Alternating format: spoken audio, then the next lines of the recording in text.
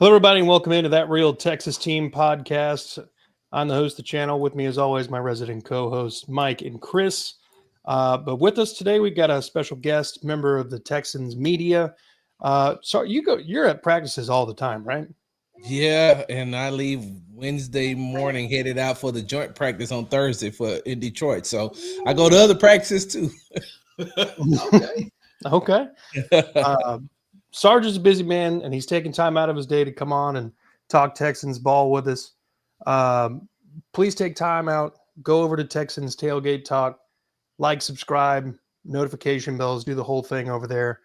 Try to help him get along and catch up with some of these other guys out here. I mean, us too, but whatever. Yeah, we all we need to catch up to Sarge, but just click the buttons, y'all. click the button. Gentlemen, Mechie is an Eagle. How are we feeling about the trade? Obviously, the move basically just the trade with Kenyon Green earlier in the year kind of just makes this whole thing a player for player swap. And just on name value alone, CJ Gardner-Johnson makes this very lopsided. But how are we feeling? Like I said, if I'm going to start off on that, I'm happy Mechie gets an opportunity. I think the Eagles are going to give him an opportunity to play. I hate to see him go, but, man, if you were looking around the Texans wide receiver room, the writing was on the wall. There's no way we still got to figure out what's going on with our receiver room. There's so many guys already there, and it just didn't look good for Mechie. This was his best preseason that we've seen him play, and it still really wasn't good enough to counteract the talent we brought in. It's heartbreaking, but it's good to see because I know the Eagles are going to give him a chance. If he was going to let me not say that. I'm not going to say the Panthers, but that of the Cowboys, it'd feel a little different. But going to the Eagles, I don't hate him. No, it kind of feels like you did right by him, and that's kind of good. Chris, what were your thoughts? So I 100% agree with you, Mike. We've been talking about this for months. We didn't think that Mechie. Look, I've been rooting for Mechie, but I'm not going to make excuses for Mechie. if we're going to speak on it in that terms, I'm not going to make any excuses for him. I felt like I'm not going to say wasted, but I went along for 2 years giving him excuses. I don't know and I'm always going to give the excuse. I don't know what it's like to have my body go through something like that and to also be an athlete at the same time. So I can't speak on that. But at the same time, I'm trying to see AFC championships. I'm trying to see a trip to the Super Bowl eventually, and there's only so much that you can handle. And the writing was on the wall, and I already felt like we were going to keep Hutch over Mechie just for the simple fact of even if it wasn't very many, he always came up in the big moments. And there's not a time that I can think of in my brain. I can think of him having good games, but I cannot think of in my brain, man, Mitch made a great catch. It was like game-saving catch. Like but I felt like Hutch brought that, even being a number 4 receiver. He was a number 4 receiver at the time. He was probably number 2 by that time. But still, I'm just saying. And they were doing the swap thing, I felt like then. But I'm happy for him. I think he'll get it. Okay, so hold on. You said you think he'll get a chance. I don't agree with that. Hold on, I'm sorry. But before you go, Big Sarge, I have to push back on that. I don't agree with that. Jalen Hurts is not going to throw the ball but 18 times a game. This is what we know. Bro, but then you got AJ Brown. JJ Brown needed 6 or 7 times. The receiver room's thin, man. There's a reason they fought us to get him. Like I said, the 49ers were right there. They were right there. And they said, hey, we'll give you back I wouldn't give you pushback if the 49ers. Huh? I wouldn't give you pushback if it was the 49ers. And Bro. Their receiver room, in my opinion, means nothing. The Eagles, Saquon go catch 3-4 balls. That's Eagles 10 right there. Bro, no, but I'm there. They wanted him. They wanted him. That's all it came to. They wanted him. We got a tight end that I don't know nothing about. I've seen him play, but whatever. I'm gonna be honest, like about players. Not saying that they never were good, and I can't ever do what they do. This is what I'm talking about. But just still, yeah. Sarge, what were your thoughts? But you want me to go, or you want to go first? I'll go after you if you want. If you want to no, go ahead. You're all good, bro. Because I'm gonna be honest with you now. I talk a lot. I ain't gonna talk too long, but I talk a lot. So here's the thing, right? So a couple of things. I mentioned this on the Texas Happy Hour on what is it? Today is what, Tuesday? Yeah. So it had to be Monday's show. That when you look at the Texans and you look at the Rockets, and this is something that I said 3 years ago. The Rockets and the Texans are the Spider-Man meme, the one that they're Spider-Man, meme, the one where they're pointing at each other. They're the exact same team. They went through that 3 years of funk. They came out of that 3 years of funk, and now they're in that 3 years. I mean, they're in that past that bottom rebuilding stage. They're getting past the second phase, and they're heading into the third phase. One of the things that Rockets head coach Ime Udoka said at his exit interview was, I asked him about the talent on the team, and he says, we don't have time to wait for the talent to develop. Alperen Şengün and Jalen Green had that opportunity before I got here, and they had a chance to go through those type of things. But we're a team now where we're trying to be built to win right now. That's the exact same thing that's going on with the Houston Texans. They're trying to win right now. And unfortunately for John Mechie III, he just got caught up in a numbers game, and he got caught up in something that he could not control. Getting cancer was not something that he could control. That's just, and you got to feel sorry for him, because, I mean, let's just keep it honest, right? Because a lot of people forget who John Mechie III is. Go back to those Alabama days. If Mechie doesn't get hurt in the SEC championship game, they go to the national championship, they win the national championship, and he goes higher than he went when he got drafted. Yeah. Because John Mechie is a route technician. He can run any route that you give him. Like, he can get open and he can catch. But unfortunately, he was coming off an injury, coming out of the SEC championship game with a lower leg injury. Then he's healing, gets over that, gets drafted, and then all of a sudden he gets cancer. So now he has to sit out for a year as he deals with the cancer, going through chemotherapy. The next year, he comes back.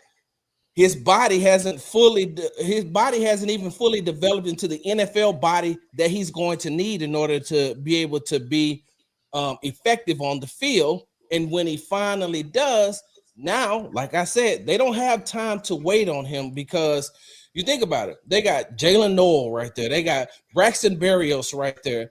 They have Christian Kirk right there.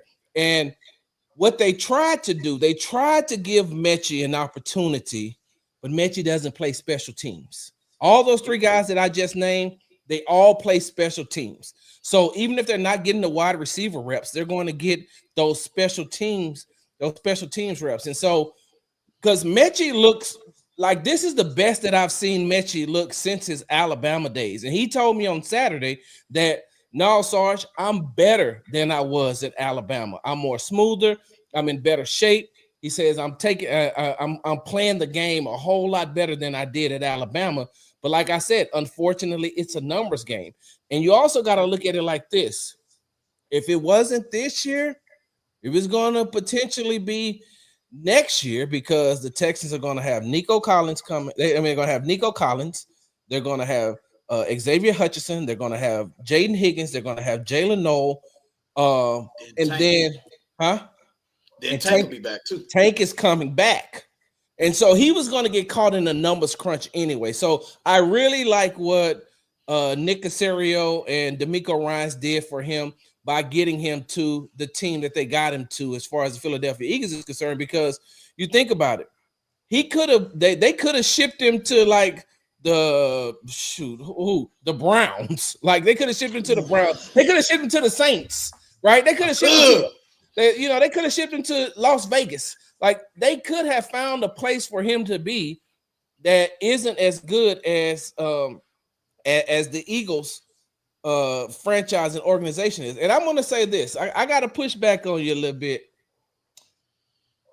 I think that John Mechie gets a lot of reps with that Eagles offense because the one thing that they don't have that they had in the past is a very good offensive line because they lost Mekhi Becton. Then they lost their they're going to be without their Pro Bowl guard, if I'm not mistaken. They lost. Yeah, that's why. Yeah, that's why they were looking at Kenyon. They'll be like, maybe we can fix him. Right, and so he'll be great in the run game. Y'all can say anything y'all want, and I will live and die on this. I'm not a Kenyon Green fan at all. I don't feel like he gave the effort, but I feel like when it came to that run game, I felt like he was. That's the only thing he was good at. He's the best run block on that team. Yeah. Yep. Kenyon Green was the best run block. They never taught him how to pass block, and you think about it now. And I said this. He got caught. Kenyon Green was about, if he'd have been here, he'd have been going into his third system in 4 years. This would have been his third system. Did you remember he was out for you? He never played in Bobby Slowick's system until last season. And when you're playing in Bobby Slowick's system, and I said this earlier in training camp, I was like, if they got rid of Slowick, if they got rid of Strausser, then like you could put some blame on Kenyon Green because he should have, he's in the NFL. If you make it to that point, you should. But like if they got rid of those two, then you got to sit back and say, well, wait a minute, it can't just be all Kenyon Green. Yeah. Yeah. I said this once before. I think if Kenyon Green was still here, there's a chance he might have been starting. Cole Popovich liked him a lot. Yep. I heard the same thing. It's a chance he might have been the starting right or left guard. So I just think Tomlinson might not have even been here. I think John Mitchell is going to do good there. Yeah. Oh, I want him to do good. Yeah. I just the way their offenses ran. Not too good. I don't need to do it sideways.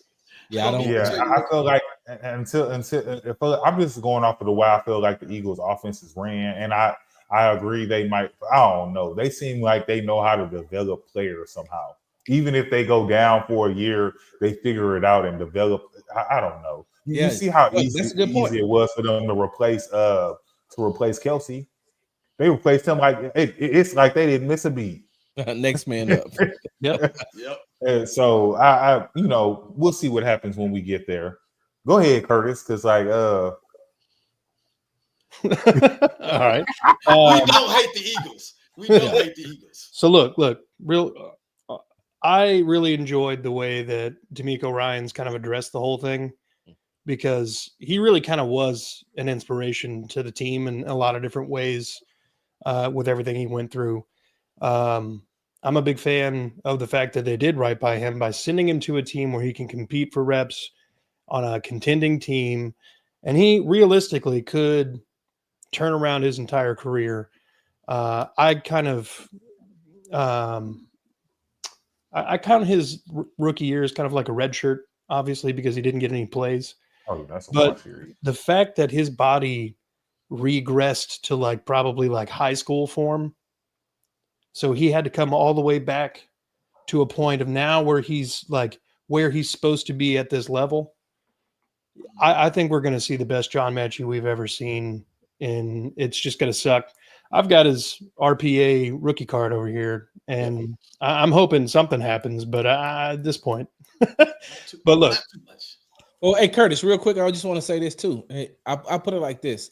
I want you to watch the way Dylan Horton plays because he went through a similar situation, and Dylan Horton is having one hell of a camp. Yeah, he is. But he has his body back, and his body is fully back, and so that's the exact same way I feel about Mechie. Yeah, he looks like his college self now. Again. Yeah, the guy that was a problem. Yeah. So honestly, I have big hopes for Mechie. I hope he can do some big things. You know, it's not the worst thing in the world if he goes up to Philly and wins a ring with them, as long as they're not beating I up. would really be happy for him then. Even if he don't catch not one ball, he deserves it. Hey. he got jewelry for his grandkids, man. Hey, Yeah. All right. Well, look, let's pivot a little bit. Let's talk about one of the big guys, big rookie. That'd be left tackle, right tackle, Ariante Ursary. What are the chances we can see Ariante Ursary at left tackle week 1? I'll just let anybody dive on that one. All right, I'm gonna go ahead because y'all taking too long. All right, so because I know it's your boy Tay. I wanted you to go first. So number one, because the offensive line is the only thing I even care about. It's all I care about. I know everybody else is important, but offensive line is all I care about because it was a tragedy last year. It's a tragedy. I cried so many times. But so to get into that, all right. So because I have a lot on Ariante Ursary anyway. But my thing is, so first of all, he's hold on. My son's up to some shenanigans. I'll be right back. Keep going. Cool. So first of all, fellas, I don't know if you guys agree, but I think he's doing a tremendous job. Is he Laramie Tunzel? Of course not. But I think he is doing a awesome job. So I'm also going to pivot off of that because, like I said, I am completely on like the offensive line. That's literally all I care about because CJ Stroud is not going to be nothing with that offensive line that we dragged out there last year. So don't know if anybody else noticed. Chime in if you want to. But did you see who we had playing right guard? Yes, sir. Talking about Ingram? Yep. Yeah, I seen him. So because and I only say that because he got reps with CJ. I don't care about Juice got reps with Davis Mills last week whenever they played last week. I saw it. I ain't even watched the game, but I saw the highlights. I saw Juice was on the field. He wasn't bad.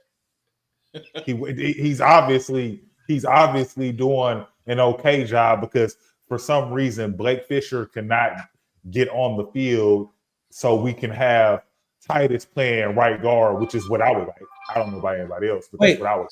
You want Titus at right guard? Titus is a tackle. I know he's a tackle. I want him at right guard. He's effective as a tackle. He is not. Well, he got paid. He got paid as a tackle. Exactly. He got paid as a tackle, but you want to know why I want him at right guard? Because him being at the guard position. Did you see that guard play last year? I know you saw that guard play. Jack Mason? You saw that guard play. Mm-hmm. You're the media man, so I know you saw that guard play. So here's my thing, though. Okay, so because look, I'm trying to follow proper decorum, but I'll turn this into sophisticated barbershop talk. But with that being said, so here's my issue and my problem. Right, one, Ed Ingram. I can't put my faith in Ed Ingram. I can't put my faith in Laken Tomlinson. I can't put my faith in Cam Robinson. I can't put my faith in Jake Andrews. I can't put my faith in Trent Brown once he comes back, which, by the way, that is a large human being. He walked by me today and I said, I should not feel like this as a 53-year-old man feeling like a child with this man walking by me. But that is a massive human being. It really is. So the reason why I said all that is really play in with the Houston Texans. So they could be great. They could come here and be great. All we have to go on is the past. And all those players I just named in their former teams, they were not good. Ed Ingram got benched for ineffectiveness. KO said, Kevin O'Connell, the head coach of the Minnesota Vikings, said, we need to go in a different direction. That's just coach speak for saying you suck. And I'm going to be honest, I was surprised he was on the field, though. That's the only reason I even bring it up, because I honestly thought they were going to have Juice out there. I feel like Juice should be playing, but like I said, I don't know what he's going to look like in Kelly's system. So the bad thing is, I don't like Juice, but I also feel like Juice should be playing. That man hates Juice. I do not like Juice personally. Let me say but this. I think he should be playing. Juice plays against the Kansas City Chiefs, the Texans have a better chance of winning. There's no way. That's the one thing that I said, people put D'Amico on a pedestal, and I think that D'Amico Ryans is a very good head coach. I really like him, but he made a mistake right there. That was that was a mistake he made by bringing back Shaq Mason and playing him. And Shaq I like Shaq Mason, but he looked lost. But real quick, Cam Robinson at left tackle. The reason why I want Ariante Ursary over there is because I also remember the hype on Cam Robinson, and I'm not even talking about in Jacksonville. I'm talking about when he got to Minnesota, how everybody loved him, and then by the end of the season, everybody was like, "Man, why the hell do we have this guy?" And if you start him at left tackle, he's going to go up against the last opponent that he's seen was the Los Angeles Rams, and Jared Verse pushing him around the entire game. So you open up week 1. And it's going to be like second verse, same as the first, a little bit louder and a little bit worse. So, no, I don't want Cam Robinson at left tackle. No. When Cam Robinson went down, so he went down early in practice when we were in West Virginia. And that's when they did the shuffling around. And that's when they moved Titus to right tackle and they moved Ariante to the left tackle. When they did that, I reported, that's the most protection CJ has had the entire training camp. CJ actually was able to start having some time to analyze going up against that first team defense. So they may put Cam Robinson back there because he has the experience, and you're still trying to get this rookie to learn the game. But if you put Ariante back at right tackle, and now you're putting Titus Howard at right guard, a position he hasn't played in the NFL. He hasn't played right guard on a consistent. Well, I don't think he's ever played right guard. I think left guard is the only thing he's ever played. Yeah, he never took a snap. Yeah. So now you're going into the regular season with him having the limited amount of snaps that he got in OTAs, mini camp, and training camp. He hasn't even played in the preseason, and he probably won't play on Saturday. So you're rolling him out now saying, all right, Titus, we need you to be one of the best right guards in the AFC. And then when he's still learning on the job, because the interior part of the Houston Texans line is the weakest to me.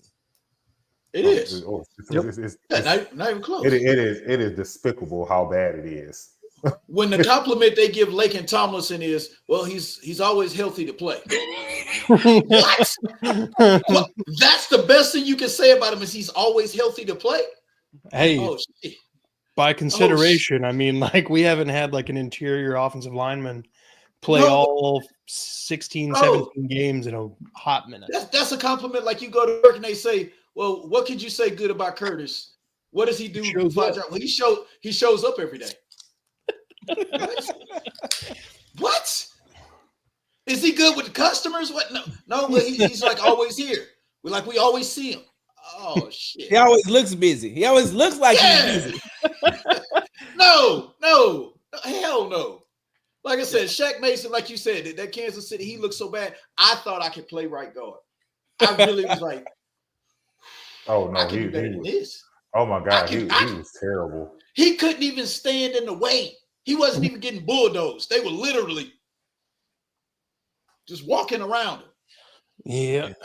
And if you think about it like this, like you talk about Shaq Mason, think about how bad Shaq Mason was all season, but it was overshadowed by and I don't put all of this on Kenyon Green, but he just looked terrible in the pass game. But my thing is, it's also a coaching thing, like you stated earlier. The coaches they did not. He's going in all these different systems, but that man was not prepared. And I always felt like watching the offensive line. I never felt like they worked together. I never felt like I saw a snap where they worked together. You got Laramie over here. Oh, I'm gonna block my guy, but that's it. You don't see like a work together. You don't see them shift. I know you guys get what I'm talking about. I really can't get the words out. But like that's how passionate I am about how I need this offensive line to work. I feel like if you can maybe have a bunch of nobodies out there, and if you can just get them to work together, it was better than the line we had last year. I will tell you this. I live out in Waller, Texas. I'm right down the street from A&M. I saw Kenyon Green play at A&M.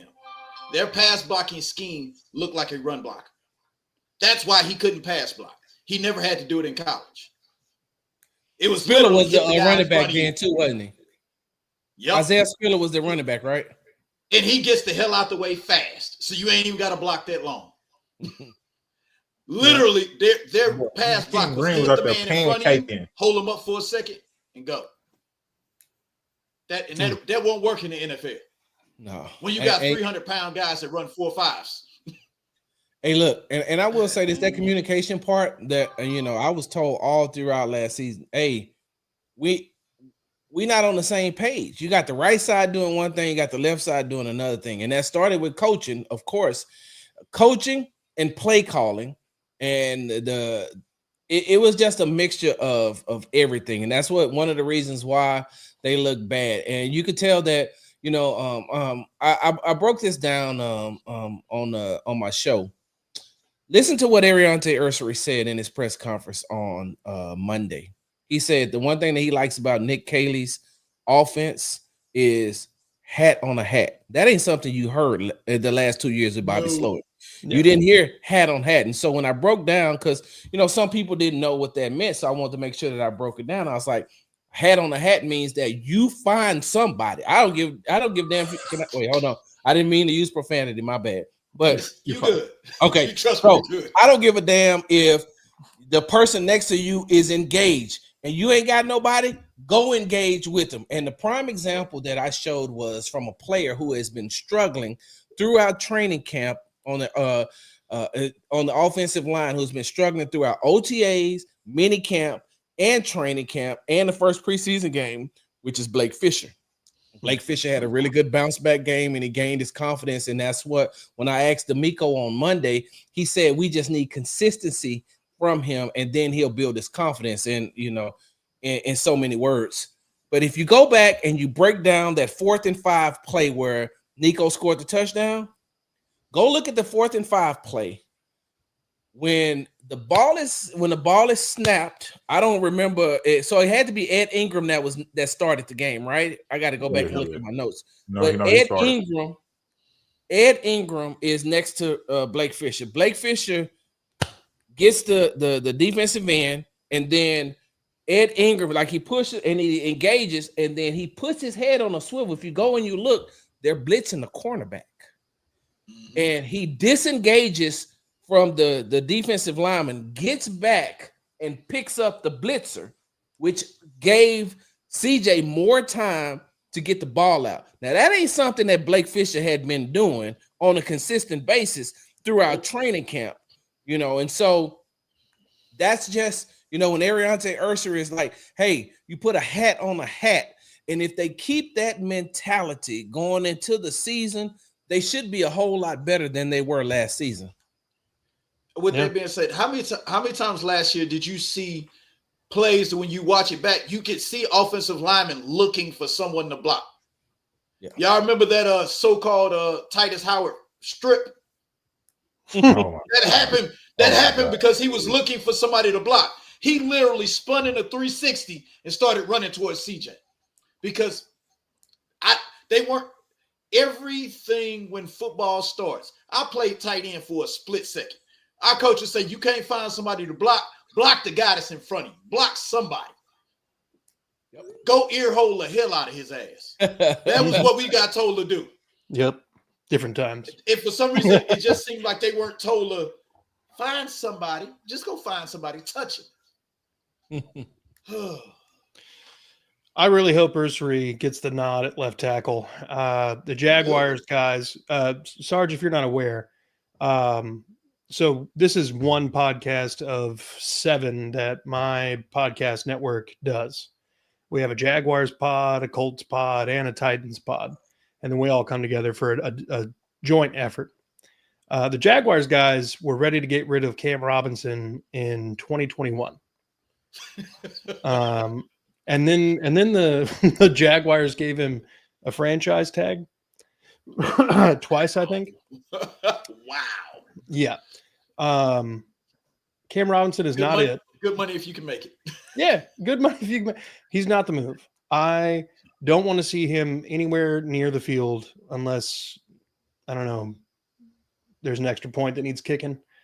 then he can come out there and do some things. Maybe not even then.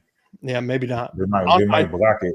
This may be the offensive system for him, though. We don't know. I feel like that's how I feel too. You got to give him a chance.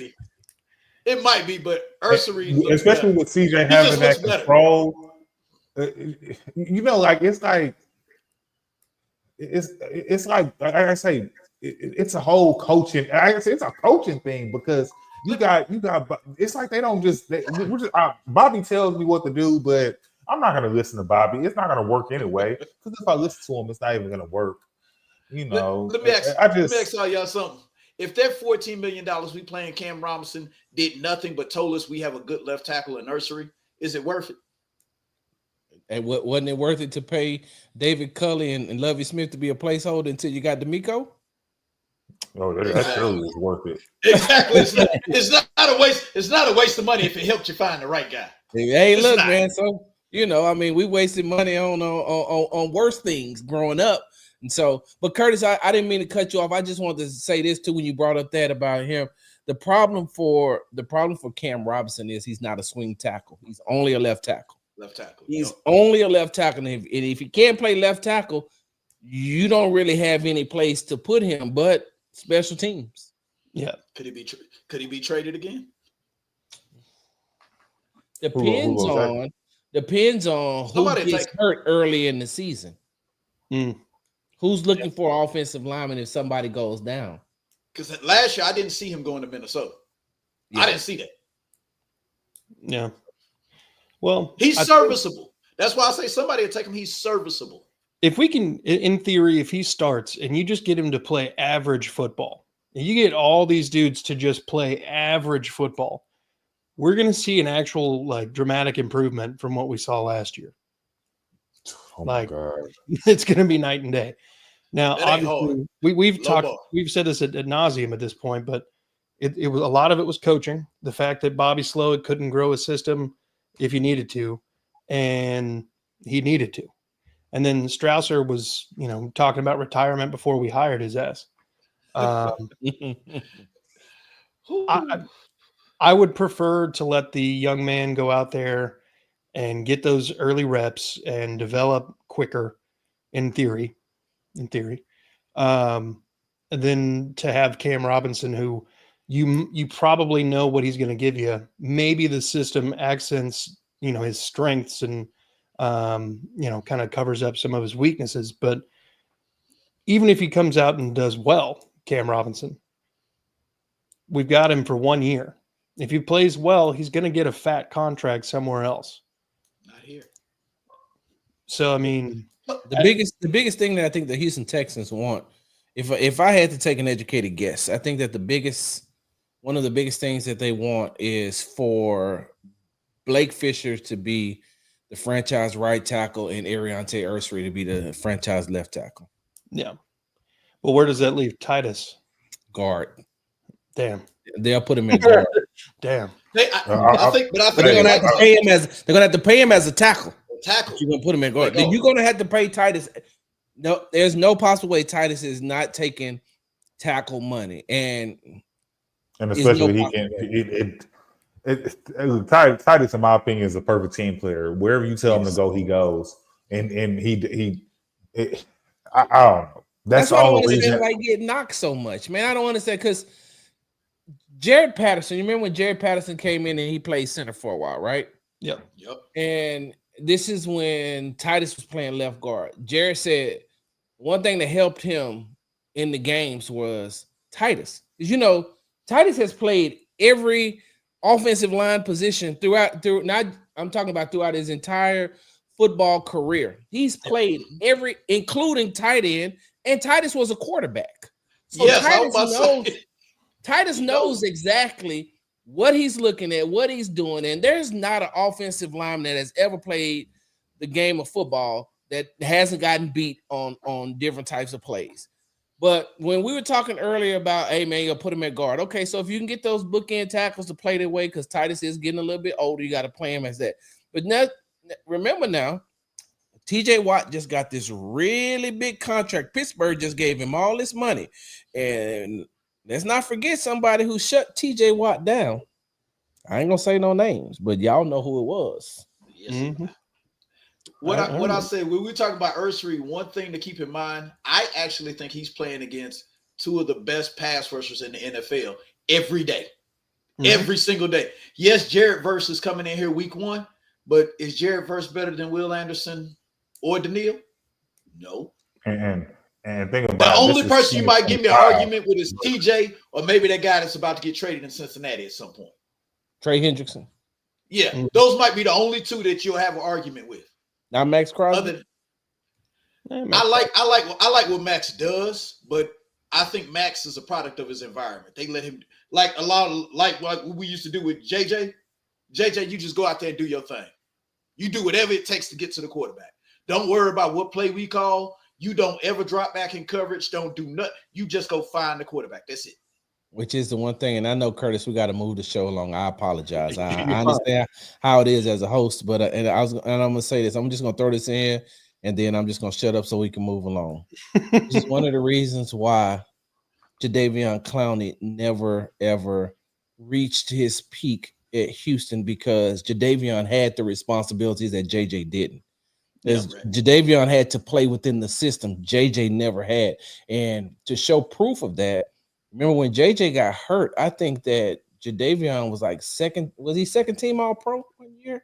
Yep. One of those games he had 3 sacks in one game. They said play the JJ role. All right. Yep. and that's when he said, but I mean, they used him as to draw. He dropped in coverage. The other side was playing the scheme while JJ was just like, sometimes JJ wouldn't even go to the huddle. It's like, what y'all, that play don't pertain to me. Whatever y'all about to call, it ain't got nothing to do with me. I don't do what I need to do. So my bad, Curtis. I didn't mean to hold up the show, but I had to throw that in there. You're all good. Like I said, it's beautiful. All right. So we kind of talked about it a little bit with the last topic, but as comparatively from last year to this year, what is the general feeling, atmosphere around the offensive line? Like last year, obviously we were watching CJ Stroud run for his life every game. Do you think we've done enough to see any sort of market improvement? I said, Sarge, I'll let you start on that one, because you get to see him a little bit more up close and personal than we do. Bananas. I was trying to. I couldn't hear the whole question because that pit bull is over there. Hey, pit bull is crazy. I couldn't hear. I couldn't hear the whole question. Hey, what is how you bite? I was just gonna try to catch on after everybody started talking. So, can you repeat the question one more time, Curtis? All 3 pounds of her. All 3 pounds. So comparing this year, the offensive line to last year's offensive line, have you noticed a different atmosphere or a different attitude, or do you feel like there's been enough moves made to see improvement? So my thing is this, and that's a great question that has so many answers, and I'll start off with this. I can't, because I seen last year's line play in real time. I haven't seen this line play in real time, and I'm gonna be honest with you. I'm still as confused right now as I was coming into training camp, which is why I asked Nick Caley on Tuesday. So basically, I asked him, "Hey, when y'all gonna solidify this line?" Because I know the evaluation process, and you're gonna go in there. Are you gonna do it? With the joint practice and then with the game. Like, when are you gonna solidify this line? Because I don't know actually who's going to play where. I've seen who they've been putting in these places, but I don't know who's going to play where. And so I have to see what's going to happen and where you're going to put these guys before I make that comparison to see how they're going to play in real time, how they're going to see how they play under Nick Caley's system. And one of the reasons why I'm confused is because, like we talked about earlier. So if you're going to, because Cam Robinson practiced on Tuesday. So if you're going to bring him back, right? He didn't, but Ariante was still at the left tackle position. But if you're going to bring him back, Cam Robinson back, and you're going to put him at left tackle, which means you're going to push Ariante back over to the right side, and now you got Titus Howard playing right guard. Sliding back in the guard. And so now I'm saying to myself, right? Because this is the year I have a lot of faith, and I'm talking a lot about Titus Howard because outside of Kaimi Fairbairn, he's the second longest tenured Houston Texans. Titus has been through the highs and the lows, and he's back on the high again. But with no Laramie Tunsil, Titus Howard should be a team captain. Like, this should be the year he becomes a team captain. This is the year that he controls the room.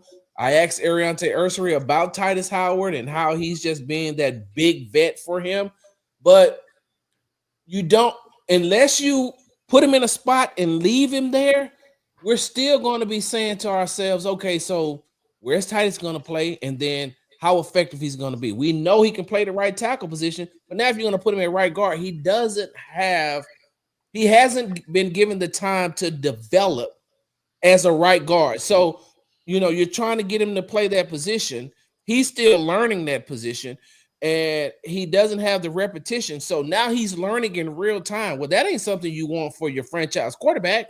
You don't want your franchise quarterback, and they're going to play against a lot of good interior defensive linemen. Like, I'll put it like this. If it ain't nothing else the AFC South got, they got good damn interior defensive linemen. Yep. Like, the Colts got good interior defensive linemen. The Titans got interior and you don't want Titus to have to be learning and saying, well, we know that we could just do with Titus. Last thing I'm going to say about this, but I have a lot of faith in Cole Popovich. I have a lot of faith in Cole Popovich. And if you remember coming in out of last season, one of the things that D'Amico kept harping on heading into this season, one voice. That's because inside of the offensive line room, Cole Popovich could fix the problem. Cole Popovich fixed the problem for the delayed blitzes and stunts and line stunts that was being used against them starting. So week 2 against the Chicago Bears, that's when they started having some trouble. And the rest of the teams from that point on realized, they can't stop a line stunt. They can't stop delayed blitzes. Well, Cole Popovich knew exactly how to fix the problem. He was second in command.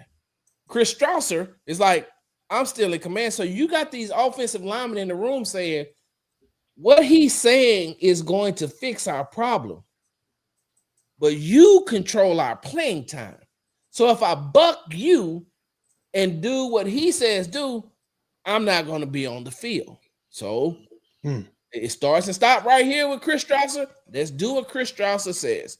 And that's why it was so much miscommunication, because you even had miscommunication in that room. So as I digress, I believe in Cole Popovich. These players believe in Cole Popovich. Okay. Hell yeah. Solid answer. Made me feel good about it. Yeah. Because this thing that I've been kicking around in the back of my head from watching how they've been playing in the preseason games, hearing what I am for practice and all the different things. I honestly think they gave up on Titus Howard playing right guard. I think even if Cam Robinson came back and they said we're going to start Cam, I think Titus Howard would start at right tackle and they bring Ursary, who can play both tackles, off the bench.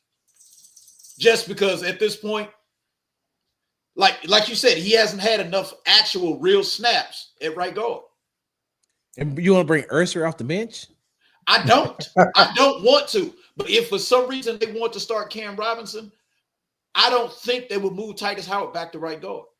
I don't think that. I think with what I've seen, what I've been able to witness in real time, I don't think that they're going to put Ariante on the bench only because this offense is based off of quick decisions. CJ, get the ball out your hand. This isn't Bobby Slowick, Kyle Shanahan's offense where you got 14 different plays coming in on second and 10 that you know that's not going to work. It's going to put you in third and long. So you got all these plays coming in your head, all these long route concepts. By the time CJ gets to the line, he can't even audible because he doesn't have enough time because the play clock is running down because Kyle Shanahan Jr. over there and Bobby Slowick has taken the whole time. It kept taking so long to get out the huddle. Right. Nick Caley is like, hey, get the play, go to the line, make the necessary adjustment, run the play. He's like, you know what you're doing. He's like, you know what you're doing, CJ. So I said that to say that even if you start Ariante, the rookie, like the quick decisions that's going to be made from CJ is going to be able to help him in real time. Yeah. Ursary's not the problem. I think it's the $14 million that you paid to Cam Robinson to have him sit on the bench. I think that's the problem, if anything. Man, I think it happens all the time. I mean, not to left tackles. Not to left tackles. Yeah, but we're talking about Cam Robinson. Yeah. We talking about Cam. It does happen to Cam quite a bit, apparently. Hey, let me ask y'all a question. Do y'all think that they got Cam because they got Cam before the draft, right? Mm-hmm. Yep. They signed Cam before the draft. Do you think that they didn't think or believe that they would be able to get a player like Ariante in the draft? Did y'all think that they didn't think he would? He's a player they had on their board. They didn't think he was going to be there at the time, but you can't pass him up if he's still there. Right.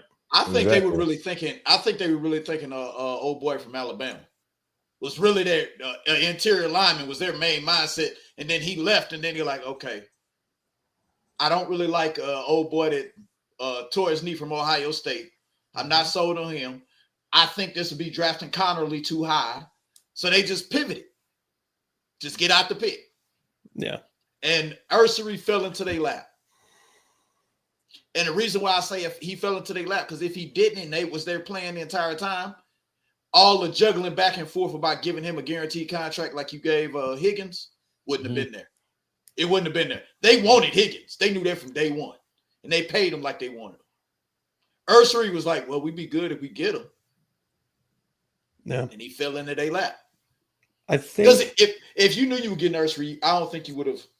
I probably would have still signed Cam, but I probably would have signed for Cam for closer to 8-9 instead of 14. Yeah, like you were in got like 14 gone. You need it. You already need a left tackle. But I say, hey, you go with your best option or what you think is going to work, especially when you think about it, it's a new system. And like you say, for any of these guys, from Laken Tomlinson, from Ed Ingram, for any of these guys, we're not even going to talk about any of the guys that have already been there, but the new guys that came in, Trent Brown, that humongous human being. All of these guys come in and they might have had problems in different places and might come in Nick Caley's offense and stride.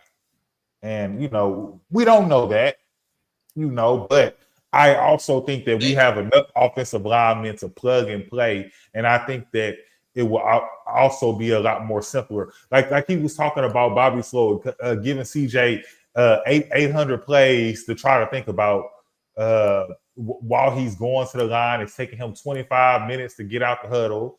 And before you know it, there's 1 second on the clock and D'Amico's running down the sideline like he's back in his linebacker days, calling timeout. And I think Nick Caley is making it simpler for everyone. Did you see the frustration on CJ's face when them delayed games happened? You can see him frustrated. He's getting mad. So I was like, damn, that's what we're doing. Exactly. And he is a man of God, and he cannot get out of character.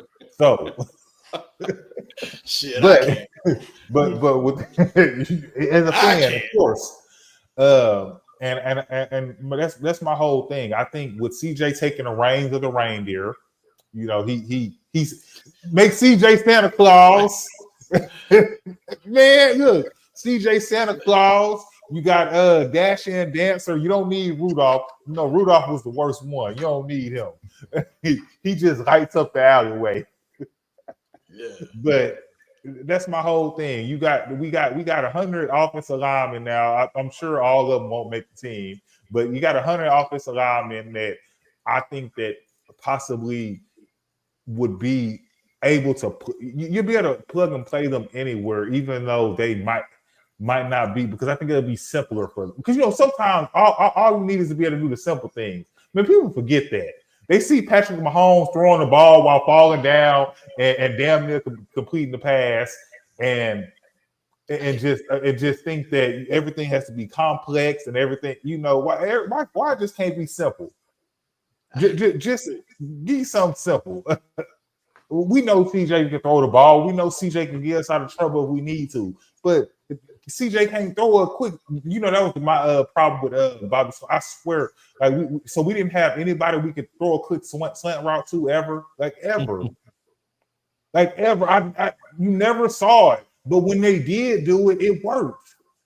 But and I'm not saying do it all the time, but just sometimes it's just do it. Just a quick 3-4 yards. Just to put in perspective, Stephon Diggs hurt himself on a slant route. It was a slant route that he hurt himself on. He old. I don't care. Hey, man, don't call that man up. Curtis, as long as player, he old. As long as there is no, if you see either Jalen Thomas or Zach Thomas on the field, the season is done. Oh God! Look, bro, we got a long way to get. Are they gonna make the team? Are they gonna make the team? I don't know, man. We're guessing. At this point. We're hoping not. All right, Curtis, go ahead with your next question. Well, I was going to say, I feel like Cam Robinson was brought in as an insurance policy. If they couldn't find anything in the draft that was going to complement or push Cam, then at least you have Cam to fall back on. I think it's great that Ursay's out here. Again, I still hope he ends up starting. I think that's the move, honestly. I assume he was starting from now. It just seems like that's what needs to happen. My bad, cut you off. You're fine. Brandon says if your left leg is shorter than your right leg, then everyone then you a slant route. Don't be cheap on Stroud's protection now. You're right. All right. So pivoting from the offense, let's talk about defense. What is the actual ceiling for this defense? Because I feel like another year where Petry's kind of like in his little spot, people are going to adjust. I'm wondering how much of what happened last year will be, in some way counteracted. Like what have other teams learned about how to get one over on the Texans defense? I don't think they can. I think they equalize with having two outside defensive ends that cause problems by themselves, even with double teams. Just that right there means that you can't cheat. You can't bring extra protection. You can't do anything. And when all else fails, a healthy Christian Harris, EJ Speed, Toa, Aziz, you got linebackers that think their way through things. They're not just out there running with their hair on fire. And then you got defensive backs that you can put on the island. It's not fair. And I like it. I like it not being fair. Whatever you go to, this is the Floyd Mayweather of defenses. I got a counter for everything you do. I'm prepared for everything you do. Oh, you gonna keep 11 personnel on the field? All right. I'll be there for a while. It ain't gonna work for you. Oh, you want to go 4 receivers? Hey, your quarterback, I hope his insurance is caught up because they coming. Just with our front 4, we don't even have to blitz. That is the one thing that the Eagles showed in the Super Bowl. If you don't have to blitz, it's hell on the other team. Yep. Fair enough. Chris, you want to go? So the defense, once again, something I don't care about because I think they have number 1 defense type of potential. I don't care about it because I feel like they're number 1 defense type of potential. I know what to expect from them. For a long time I wasn't sure about Derek Stingley until the past couple of years, mostly because he couldn't stay on the field. That was really his main issue when he first got here. He couldn't stay on the field. And so, it has you doing that. Is he a mistake? Then we got these two because, for some reason, they're just doing a wonderful job. And by the way, I want to congratulate you on saying a healthy Christian Harris because we don't know what he is. I don't even we know what he is. We know what Christian Harris is. We still don't even know what was knowing wrong with him. We still don't know what was exactly. wrong with him. So. Yeah, we know who he is. At the same time, we don't know who he is. Like because I saw so much potential, and then I don't know. But you know, we got plenty of linebackers. The linebacker room is stacked. Like I say, the Miles Bryant thing. Every team got those type of players. I mean, and every team got those type of players. And I feel like D'Amico sees something in him that he don't see in anybody else that can come before. Think about it. Who can come before him? Shit, damn man. Can't even answer that question. And I get the rookies, both of them. Okay. You gotta wait until they get their chance. Hey, I'll throw You gotta wait till they get there. I feel like I don't know. I feel like you gotta. I don't know. I feel like they gotta wait till they get their chance. It'll happen. There was something that I feel like we were talking about in the chat earlier, and I wanted to make that comparison right now, but I can't think because we're talking about too much. And with this other Jimmy Ward is still in Texas. For Jimmy that Ward is a good question. That is a good question. Oh man. Hey Curtis, you go before I go because I felt like I've been stealing your time, so I'm gonna go after you. You're fine, bro. For me, I think the ceiling for this Texans defense is somewhere in the neighborhood of 85 Bears. I'm not going to sit here and tell you that all of our linebackers are Hall of Famers like Mike Singletary, but I think with the defensive line being kind of, you know, we got a fair amount of guys who are over 30 in the interior of the defensive line. Fair amount. We're going to have to get real young and real fast in the next couple of years. But this year might be the last time that these guys are all kind of at the peak of their powers, so to speak. I love the secondary, even with C.J. Gardner-Johnson being a question mark going into week 1.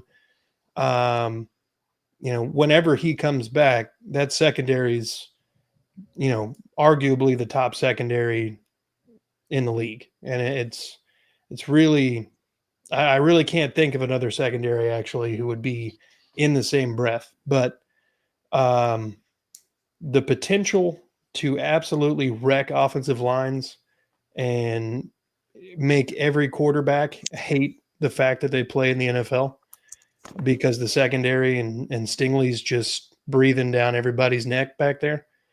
God, like I said, 85 Bears is the ceiling. Ooh, 85, 80. Yeah. How old are you, Curtis? 31. Did you even see the 85 Bears? Not live. I did, but he did. 94. I'm not old enough to see I'm them in play Tennessee. live. Everybody else is in Texas. Huh? I became a Texans fan at a Titans-Texans game. Oh, wow. Like in Nashville. Before that, I was a Bears fan because my dad was a Bears fan and all that good jazz. So I learned all about the 85 Bears. That 85 Bears was special. Now, I will say this. I had an opportunity to speak with, so, you know, Aaron Wilson from KPRC2. You know, Aaron used to cover the Baltimore Ravens. And he covered the Baltimore Ravens during a time that defense was hell on wheels. Ed Reed. Yeah. Ray Lewis, all of them, right? And so I'm not gonna give away what he said because when you said 85 Bears, that reminded me, hey man, you remember the question you asked Aaron on camera? You need to clip that up and put it out. So hey, follow me on the app formerly known as Twitter at Big Sarge Sports with the Z at the end, and then you'll find out what Aaron Wilson said. 85 Bears, I think, is pushing it because I watched the 85 Bears live, and that 85 Bears team probably didn't even need an offense. Like that 85 Bears defense Like they probably could have just stopped the team. They could have stopped if they got points for every time they stopped the team, then they would have won every game without the offense ever having to touch the field. So let's just say they got 3 points for every time they stopped the team on offense. They'd have probably ended the game with like 24 to 27 points to nothing. Yeah. They didn't really need an offense because they were so good that whatever mistake the offense made, it was almost like, hey, don't worry about it. Hey, y'all don't even take y'all helmets off. We finna get y'all the ball back. Mm-hmm. And then once we get the ball back, then y'all go ahead and do what you got to do. But we're going to go get the ball back. And, then we finna go over here and chill. If y'all can't sustain the drive, don't worry about it. We got your back. We're going to come back out there. We're going to get the ball again. So I don't know if I would say the 85 Bears. Now, real quickly to answer a couple of the questions. One, I think that the Houston Texans defense is top 3 in the NFL. And I'm not going to say they're number 3, and I'm not going to say they're number 1 because the Denver Broncos have one hell of a defense. Like the Denver Broncos has a hell of a defense. The Baltimore Ravens have a really good defense. And then, I mean, even if you look at it like, when I say I'm talking about the NFL. I know I mentioned 3 AFC teams, but I mean, when you also look at like, when you look at like the Minnesota Vikings and the scheme that Brian Flores runs, like they could have, you could look at them and their defense could be really good. But I think that the Houston Texans are a top 3 defense. And the reason why is because you mentioned about the age of the defensive linemen. The good thing for them is they have so many that they can rotate in and out that you're really not dependent on a Sheldon Rankins to play multiple snaps, like, consecutive snaps or consecutive series, excuse me. You're not looking at Foley Fatukasi to do that. You're not looking for Danico Autry when he comes back. You're not looking for Derek Bennett. Like you have you have so many players that you can rotate in and out just at that. Because to me, the weakness of if you had to say the weakness of the defense, it is the defensive tackles. And the only reason is because of what you said. There's a lot of experience. There's a lot of age there.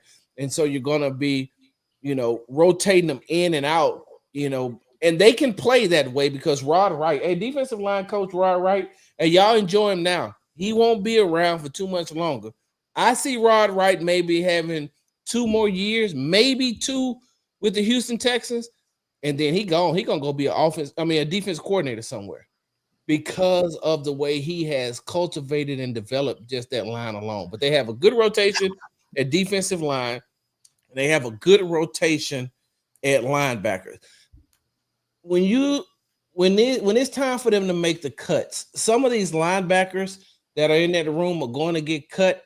And if they get picked up by other teams because of what they've learned with the Texans, but also just because they're good, they're going to be able to get playing time other places. So we look at players like Henry To'oTo'o, Azeez Al-Shaair. We look at Christian Harris. So boom, we move them to the side. Then coming behind them, you have EJ Speed and what's his name? Nick Neiman. Yep, Neiman. Nick Neiman, Jake Hansen. Neiman. Yeah, Neiman has looked good. Jake Hansen has definitely come into his own.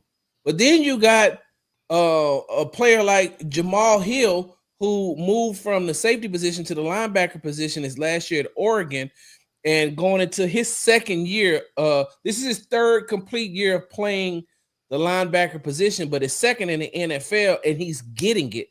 And the one thing that D'Amico loves about him is he's not as fast as Christian Harris, but he's fast. And so when you have that heavy rotation, a healthy linebackers, healthy defensive line, then you look at C.J. Gardner-Johnson. I wrote these things down so I wouldn't forget, because I'm old and I'd be forgetting. You got C.J. Gardner-Johnson, and even if he doesn't come back week 1, with the way that front 7 plays, it helps a player like MJ Stewart, who may not have all the skills and intangibles of a C.J. Gardner-Johnson. But as long as you're getting that pressure up front, then that helps on the back end because you got two cornerbacks that are going to do what they need to do. And then you got Kalen Bullock and MJ Stewart. So you're able to do that because of the amount of pressure that's being put on that front seven. So they don't have to rush CJ Gardner-Johnson back. When he does come back, you got two ball hawking safeties. But I said all that, right? I was long-winded about that. I feel like I'm a Baptist preacher because, a Baptist preacher, after he gets everything, now, you got to end your sermon. And all I'm going to say is that there's one, not two, not three, one player that's going to make that whole defense go. And that's Will Anderson Jr. Will Anderson Jr. Will Anderson Jr. That is the tweet. That young man is in great shape. He has a mindset of, I want to destroy everything in front of me. He has been screaming out in practice, y'all run that to the other side. The other side. Don't come to this side over here because you ain't going to get nothing over here. He is by far one of the best defensive. I've been watching football consciously since 1975. 1975. Will Anderson is, I put him up there with some of, like, I have to go back and I have to think, but to see it in real time. And remember now, I covered JJ too. And I've said this before. People got mad at me. I don't care because JJ is the Texan savior. I know. And this probably ain't gonna give me no love offering. I was trying to preach a little bit so he can get money for the building fund. But since they ain't gonna go ahead and give me none of that. Let's be honest. Hey, Will Anderson is better than JJ Watt. JJ Watt has even said that. But Will Anderson Jr., if he stays healthy and stays on this trajectory, he may not win. Or JJ won 4 defensive players of the year. Three. He may not win 3 defensive players of the year. He may just win 1. He's going to be multiple All-Pro. Check me out. Give me a second right quick. Last season, when Will got hurt in October in the he got hurt in that Jets game. You remember now? He got hurt the same day he found out he was AFC Defensive Player of the Month. If you go back and if you look at him, a healthy season, right? A healthy season of Will Anderson Jr. If you take his numbers and the trajectory that he was on, match those with the players who made All-Pro at his position the year before, without a shadow of a doubt, the Houston Texans would have had 2 All-Pro players last year. So now, what does that do? Now, Will has this chip on his shoulder that he doesn't feel like he gets the respect that he needs, because when everybody started talking about defensive ends, when everybody started talking about edge rushers, they go straight to Max Crosby, they go to Hendrickson, they go to TJ Watt, they go to Myles Garrett, and they never really just put Will Anderson Jr. in that tier. They got him, oh man, you got to play enough and put he's done enough to show that you can put him. And when you have how many MVPs Lamar Jackson won? 2 of them. Yeah. Should have won 3. They robbed him last year. They had to give somebody else. It's like giving Michael Jordan the MVP every year or LeBron. You can't giving that to Josh Allen was like when they gave Steve Nash the MVP over Shaq. He's like, what? Remember that? What? So, but I've said it over and over. Joe Burrows actually should have got the MVP if you're gonna give it to somebody else outside of Lamar Jackson, because Lamar Jackson balled out. But with that being said, when you have a player, a multi NFL player MVP, say, I didn't realize he was that damn fast. And I didn't realize he was that damn fast, and I didn't realize how long his reach was and how strong his hands was. This is what Lamar Jackson said to me after the Baltimore Ravens beat them in a divisional round, Will's rookie year. Do you remember Will caught him? Will, he scrambled out, and Will caught him. And so with Will's reach and as strong as his hands have gotten, and he's fast, I'm like, look, Curtis, that's why I told you to go first, because I knew I was going to be long-winded, because you asked about the defense. And Will, and like, don't get me wrong, Danielle Hunter's a dog too. But Will is that, and they got him they got him his partner back in Rankins, and they sit right next to each other. Rankins is a big influence. Outside of Rankins, I would say the other big influence on Will Anderson is Jonathan Grenard.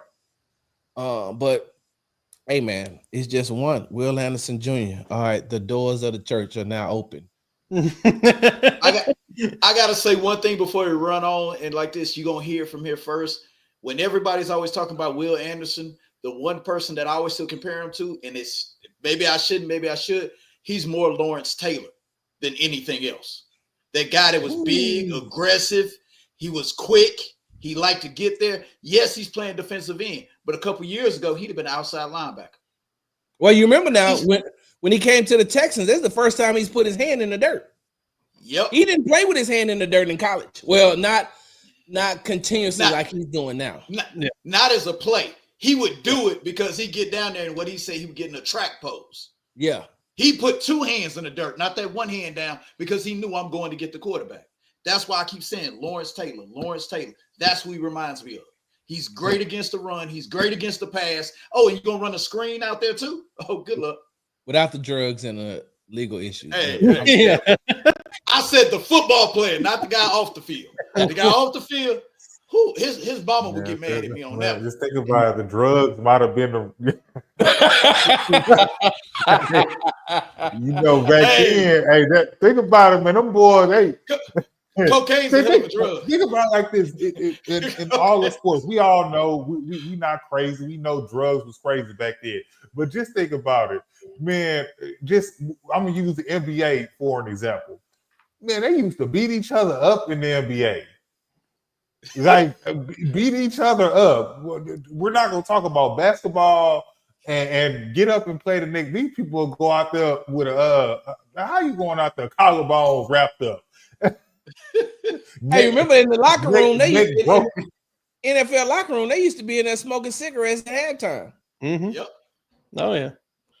I didn't realize that it wasn't until like 88, 87 that steroids were federally banned. So like just prior to that, everybody was just La Zato. Yeah. Yep. Oh man. All right. So I have two questions left, and then I know Chris has a couple. We'll save the Mixon one for last, but if there was a surprise player to make the roster, who do you guys think that player would be? Oh, Toe guy. I'm gonna need a second because once again, Toe guy. don't care about you if you ain't playing. Toe guy, because that defensive, like you just said, that defensive line is so stacked. But he's been playing his ass off. Yeah, and I like the Hufanga, the other. I think he's undrafted. The rookie from Utah, is it?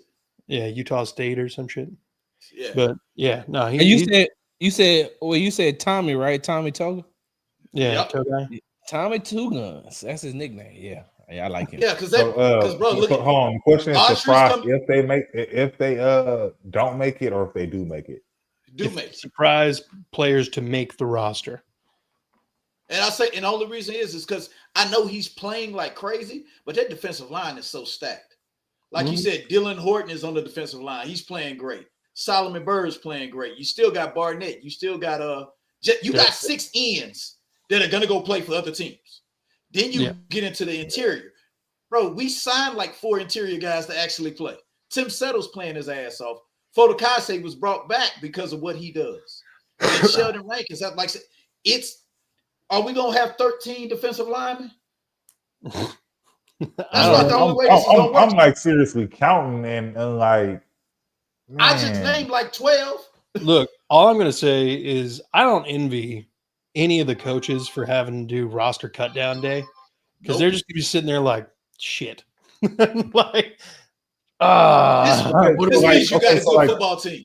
This means you got a good and that's football why team. it brings me to mind. Even though I'm seriously leaning like Dameon Pierce, because like I just and that would hurt me. If Dameon Pierce. like it's because I'm trying to think of a name, and like Dameon Pierce seems like it should not be the name that I'm saying, but it is. I don't have any explanation, but that you got Woody Marks who just drafted him. I don't, even though Dare's the gadget guy, like don't forget Jawar Jordan. Jawar Jordan is playing his ass off too, man. And I just Dameon Pierce can't stay healthy. There's a lot of things that I bring into this when I'm thinking about Dameon Pierce. Bro, our top three running backs can't stay healthy. Yeah. I know, but two of them are easily better than Dameon Pierce. Well, I mean, if you're I'm not sure. Nick Chubb, we gonna hold that thought on Nick Chubb. Yeah. We'll hold that thought on Nick Chubb. But okay, so whatever. We're gonna go with the name before. Man, it's because I don't want to say that, but Woody Marks ain't going nowhere. You got and I don't believe I would be. You talk about the person that they say that would make. I would be surprised if they cut Dare. I would be surprised, but I know it can happen. But I would be surprised. As well as Frank talked about Dare on Tuesday, Dare ain't going nowhere. That's what I'm saying. Dare ain't going nowhere. And I still like British Brooks, but he didn't stand a chance this year. But that's just like Mechie didn't stand a chance. God, and they just picking up special teams, wide receivers, I guess. Every day I see them, we just gonna pick up a special teams wide receiver. God, man. So the question is, who will we be surprised if they made it? Yeah. Okay. Now I'm going after you, Mike. Go ahead.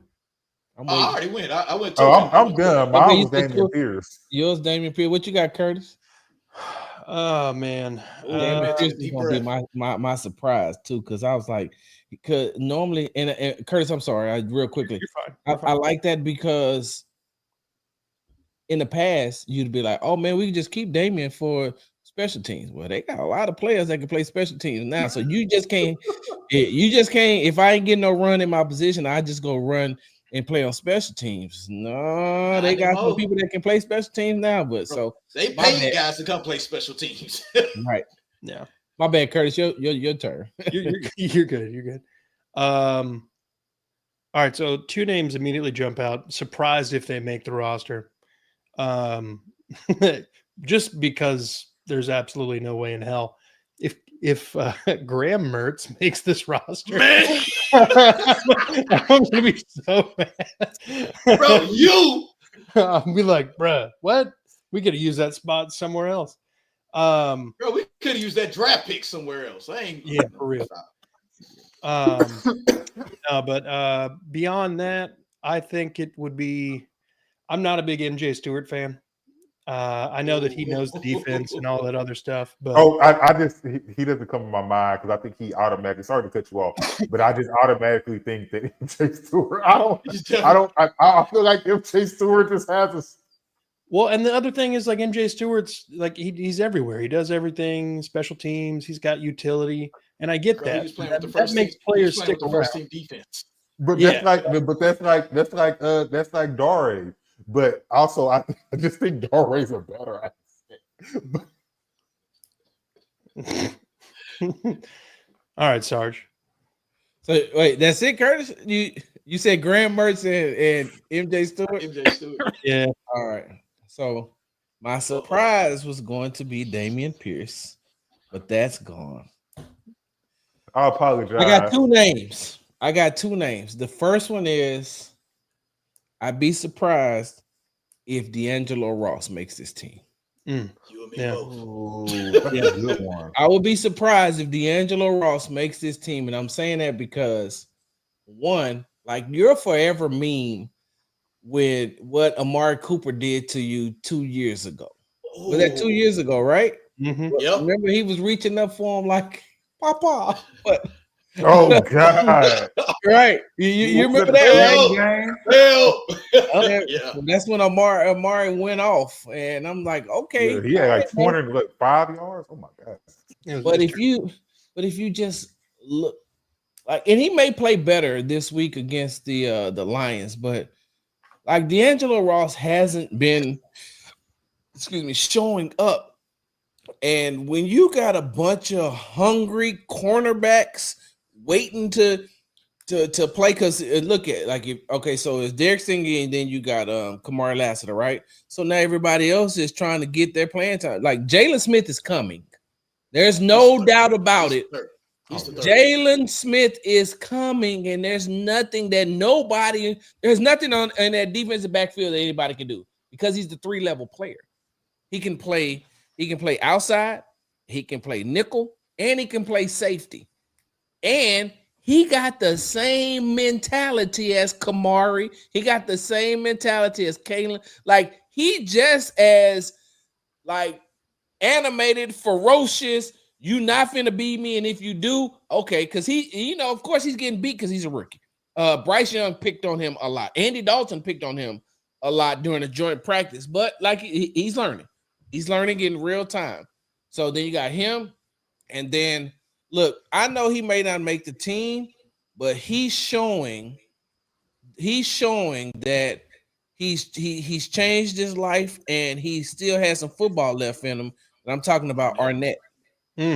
Arnett is showing that he still has some football left in him. And so, and like I said, there's a couple of more cornerbacks that, that I won't name right now. But so I'll be surprised if D'Angelo Ross makes it. And I don't think Justin Watson makes this team. Okay. I don't think, and the reason why I don't think Justin Watson makes this team is when Mechie was when Mechie was on the team, I had Justin Watson as the odd man out, because when you look, you got, like we said, Nico, Christian Kirk, Jaden Higgins, Jalen Noel, Braxton Berrios, and if Hutch. it's me, huh? Oh yeah, and Hutch. I forgot Hutch. Yeah, Hutch should have been number 3. Hutch is a number 3 wide receiver, y'all. I'm just gonna say, and I love it. I know that everybody wants Higgins to be number 3, and Higgins is a dog. Don't get me wrong, but Higgins is going to have to. So Higgins is going to have to beat Hutch for that spot. He's going to have to beat him. Like they don't get me wrong, because he was drafted higher than him, he may get the start. And Higgins is good. Don't let nobody tell you that Higgins ain't good. He's good. He's just a rookie. He's still learning. But remember now, Xavier Hutchinson was Jaden Higgins before Jaden Higgins at Iowa State. They got the same resume coming out of Iowa State. And so, except Xavier did it longer. Yeah. And so, like I said, so Nico, Kirk, X, Higgins, Noel, Berrios. That's 6. You don't need a 7th wide receiver. Like, you don't need a 7th wide receiver. And if you do, then you're missing out somewhere else. Like, you carry 6 wide receivers, and then you could, that spot could be reserved for somebody else, right? And so I don't think Justin, and I also believe that, and this is going to sound like blasphemy because I know he's a rookie. God bless you. He's a rookie. He's an undrafted rookie. But this young man has so much potential, and that's Daniel Jackson out of the University of Minnesota. The wide receiver from the 85. Yes, that young man can catch, and he can run routes. Like, he can catch, but he can also run routes. And I'm saying to myself, I get it. Justin Watson came from the Kansas City Chiefs. He's been in the league longer. They want to give him the opportunity. Got it.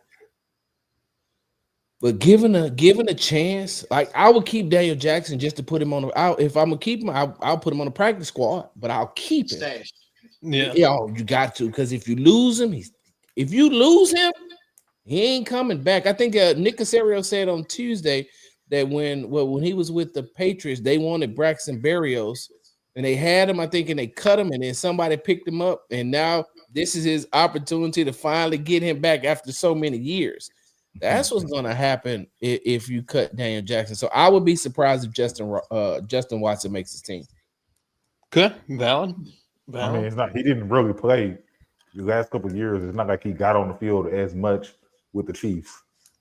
Yeah, Bro, he was the Chiefs' Xavier Hutchinson. Whenever he got on the field, oh shit, nobody's open. Justin Watson somehow. Yep. All right, now for the heavy hitter, Joe Mixon, Gardner Johnson. What's the status week 1? Do we know anything? So when CJ Gardner Johnson first went down on a routine play, it was just really like a routine play. And it's funny because the play was against John Mechie. Oh God. The play was against John Mechie. But when he went down, and then they brought out the cart, and then you think back to that's the exact same way he was hurt, I think, when he was in Detroit. Yeah. And they brought the cart out for him, and he missed some time. So you're thinking, okay, he's going to miss some time. And then I was traveling from West Virginia to go to Minnesota for their first game. So when I landed, I was, my phone started blowing up, and I was told, hey, he's going to miss some time.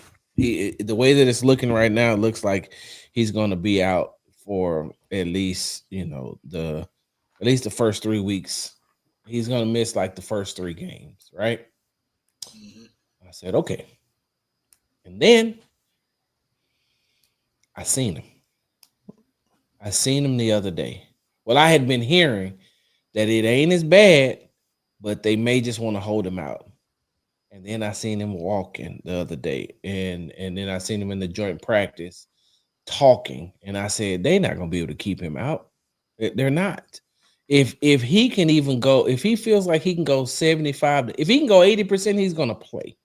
It's gonna be hard to keep him out. And I mean, with no Jimmy Ward, with no Jalen Reed, because the crazy part about it is, if Jalen Reed doesn't get hurt, he's getting a lot of playing time right now. And that young man was looking good in camp, like really good. But so CJ Gardner Johnson, like I said, I seen him in the joint practice. I was like, okay.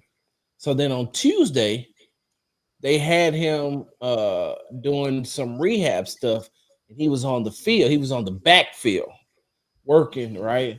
And I'm saying to myself, just looking at him, I'm saying, this dude gonna be back way faster than what was reported.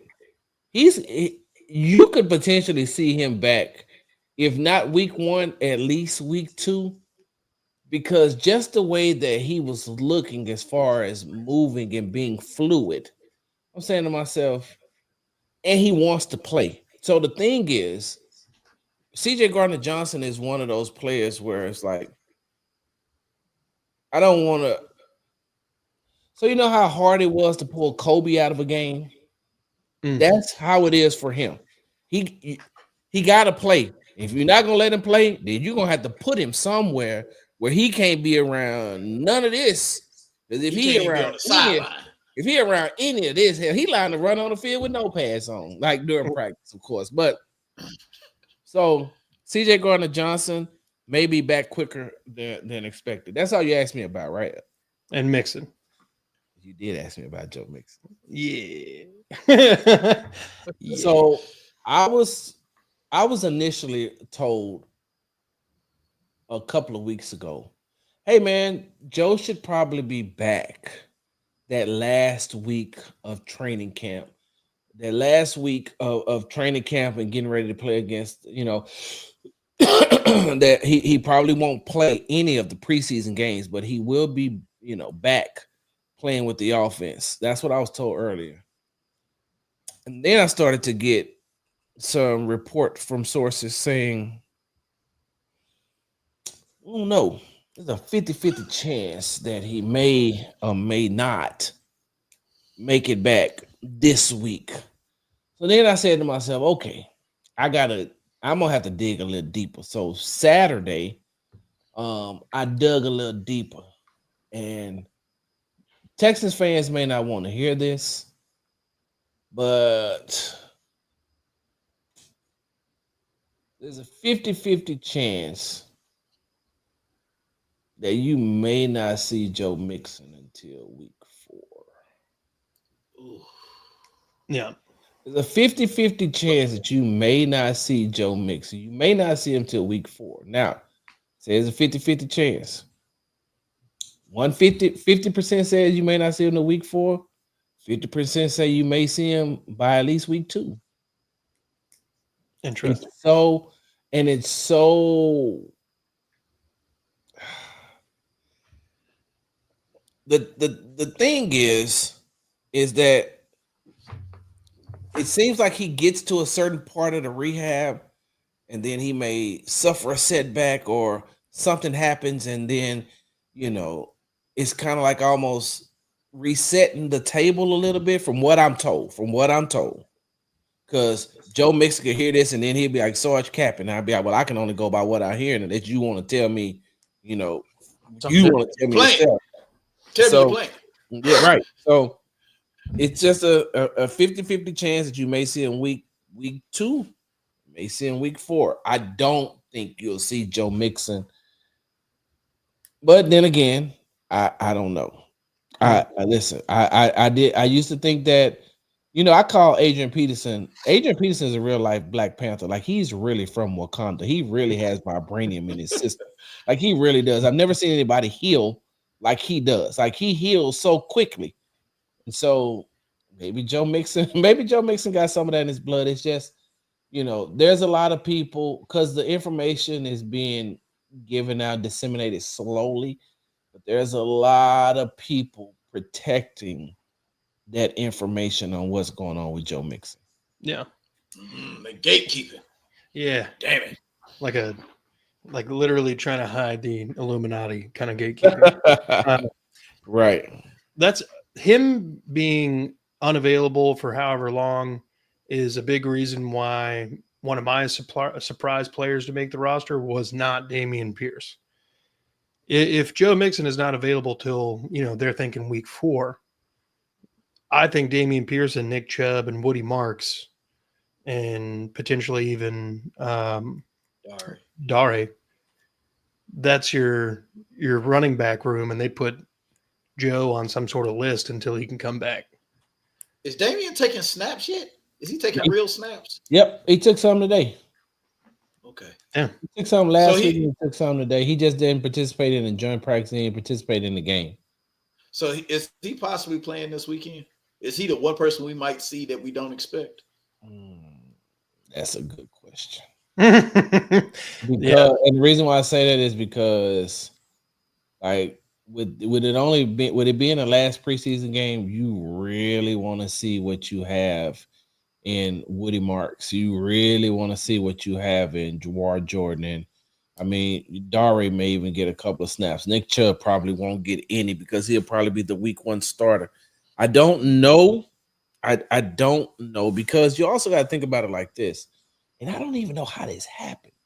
For a guy who was so durable during college, how did Dameon Pierce become so injury prone in the NFL? Because he split time in college. Yeah. But he scored a touchdown every 7 carries. Yeah. That was the weird part about it. He scored a touchdown every 7th carry. Every 7th carry for him, he scored a touchdown. And he's fresh. That's what it was. He's fresh. One of the questions I asked him coming into the league, I was like, with you still being, I said most NFL, most running backs coming out of college have a lot of miles on their body as far as playing time and carries are concerned. How do you feel, coming into the NFL, knowing that you don't have that amount of mileage on you? And now I look up and I was like, damn, every time I turn around, he hurt. Yeah. That hammy. Yeah. Some hammies. I got to change his running style too. Yeah, because that first year he was running like a bulldozer, going just Contact magnet. downhill, and now he looks like he's avoiding it like the plague. And I don't understand the stark contrast there. Like he ran about as angry as you could possibly run against Jacksonville his rookie year. Yeah. That like 20-yard run or whatever where he broke like 8 people. Pushing one guy off. Yeah. That Tennessee run last year looked good too. Yeah, dude. Yeah, that's what I'm saying. When did he get hurt? It was like the middle of the year. Like while what I'm saying, he played Oh. he played his ass off that last game of the season. Didn't touch the field other than returning kicks during the playoffs. And then he came into this year hurt. I was bad like, at. So let me say this, right? And I want y'all to know this. And so I said in 2025, I stopped saying pause. I stopped saying no H word. You know what I'm, because I don't want to get y'all demonetized. So I stopped saying pause. I stopped saying hey yo. I stopped saying no Diddy. I stopped saying all of that. Right. So I'm prefacing that because of what I'm about to say. That's what I'm talking about. What a pit. yeah. So I think what it is too is because Damian has massive thighs that it makes him. I know y'all looking like, hey, but no. you know what I'm saying. And when your legs are that powerful, you know you're subjected to get those hamstring pulls, especially with the way that he runs and how he runs. Yeah. So, There's no jogging for him. It's always no. Yeah. Do you guys remember that he was huge? Terrence Knighton was a defensive tackle for I think the Jaguars and the Broncos for a little bit. I think he was on that Broncos team that won the Super Bowl with Peyton. But I think Chris Collinsworth was doing a game and they were talking about like what they look for in a defensive lineman. And they literally are talking about, look at his ass. I'm like, all right. I feel like we should have gone a different direction here, but yeah. Like, did he say that? Did he say they that? say it all the time. It's a Yeah, real. I know they do. He didn't say what they said. He needs a thick lower half. I was like, wait a minute. Wait a minute. Yeah. Oh man, those compilation videos of everybody just taking football commentary out of context is. I don't think they took Jerry Jones out of context. I think that was right on the money. Jerry Jones. He should. Chris, what were some of the questions you were going to? All right. Now, let's get let's venture off. We had talked enough Texans. Let's venture off to the rest of the AFC South.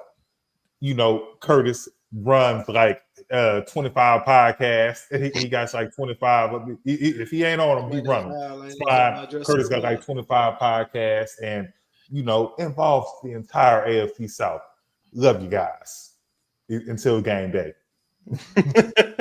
Yeah. Until game day. So, but not the Titans. I always hate the Titans. I always do. And the Cowboys. All right. So, first question, which before we got started, Curtis exposed my first question, but gonna be simple. Trying something new today, guys. Answer at will. Y'all take it as long as y'all want. I mean, I prefer y'all not, but some people gotta go to work tomorrow. But first question: what impact do you think the Colts would have with Daniel Jones starting over Anthony Richardson? If any change at all in the team, what do you guys think about that?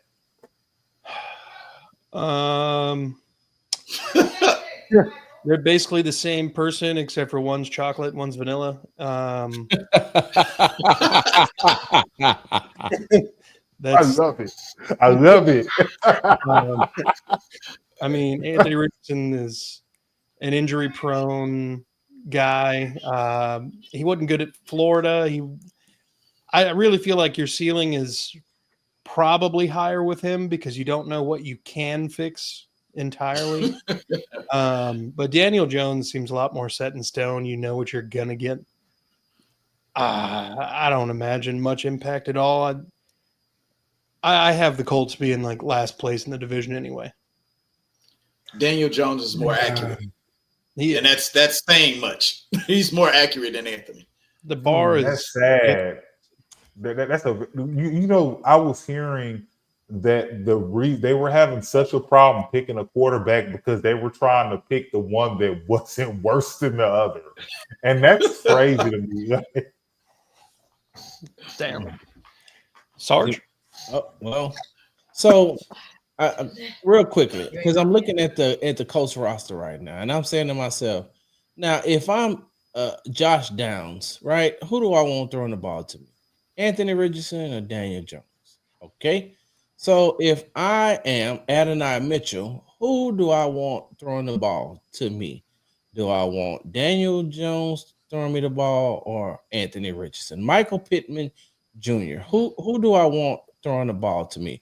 Tyler Warren, right? Tyler Warren is probably the only person that wants Daniel Jones, because when you have a quarterback as trash as Daniel Jones, the tight end becomes your best friend, right? Your tight end becomes your best friend because all you're doing is dumping the ball down. Listen, yep.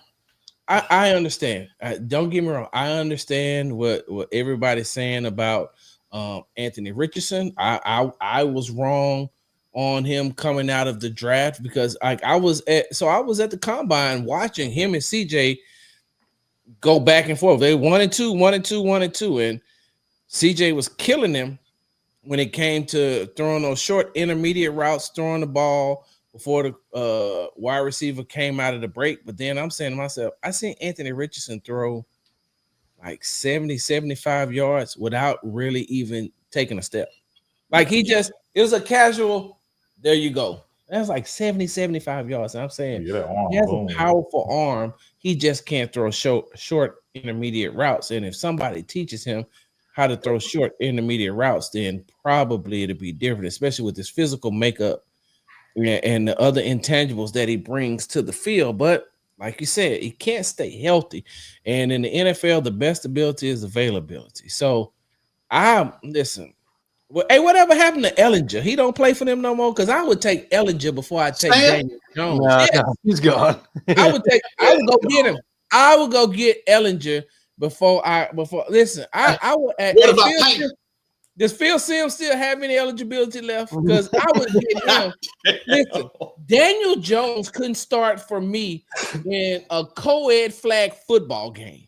He is. I don't know why. Oh my God. He's horrible. Oh, look. Okay, so bro, he's fast. He's fast. Look, full stop. It's so fast and tripped over his I cover own the feet. Houston Texans, right? Yeah. I'm a Dallas Cowboys fan. Have been since 1975 when I was conscious of what football was. And if you weren't watching the Cowboys in my house, you couldn't live in my house. My grandmama would put you out. So I've been a Dallas Cowboys fan for that long. Meaning that I watched a lot of Daniel Jones when he was with the New York Giants. And I said to myself, I didn't think that I could see a quarterback that processes slower than Dak Prescott, but here he is. Daniel, I'm just saying, man, listen, let me tell you something. Me and Dan, look, I wouldn't play catch in the backyard with Daniel Jones because I don't even know if he'd be able to get me the ball. Damn. I think that Damn. I think that the Indianapolis Colts are making the worst mistake ever. Now, listen, I get it. You're not going to start Anthony Richardson. Cool. You got to go get you another quarterback. You got to get you another quarterback. If I was them, if I was the Colts, I would have been inquiring about Shake Milton before the Cowboys got him. I'd have been like, hey, Joe Milton. Yeah. Joe, yeah. I would have been like, hey, anything named Shake though? No, that's the basketball. Nah, that's the basketball player. Oh, yeah. No, I said Shake. Joe Milton. I would have been like, hey, what y'all want for him? Well, I would have been saying like, hey, go to Cleveland. Flacco's going to need a job here pretty soon. Ask him if he can come back. And didn't he used to play for the Colts too? Last year. No, Last no. year. Oh See what yeah, I'm that is saying? right.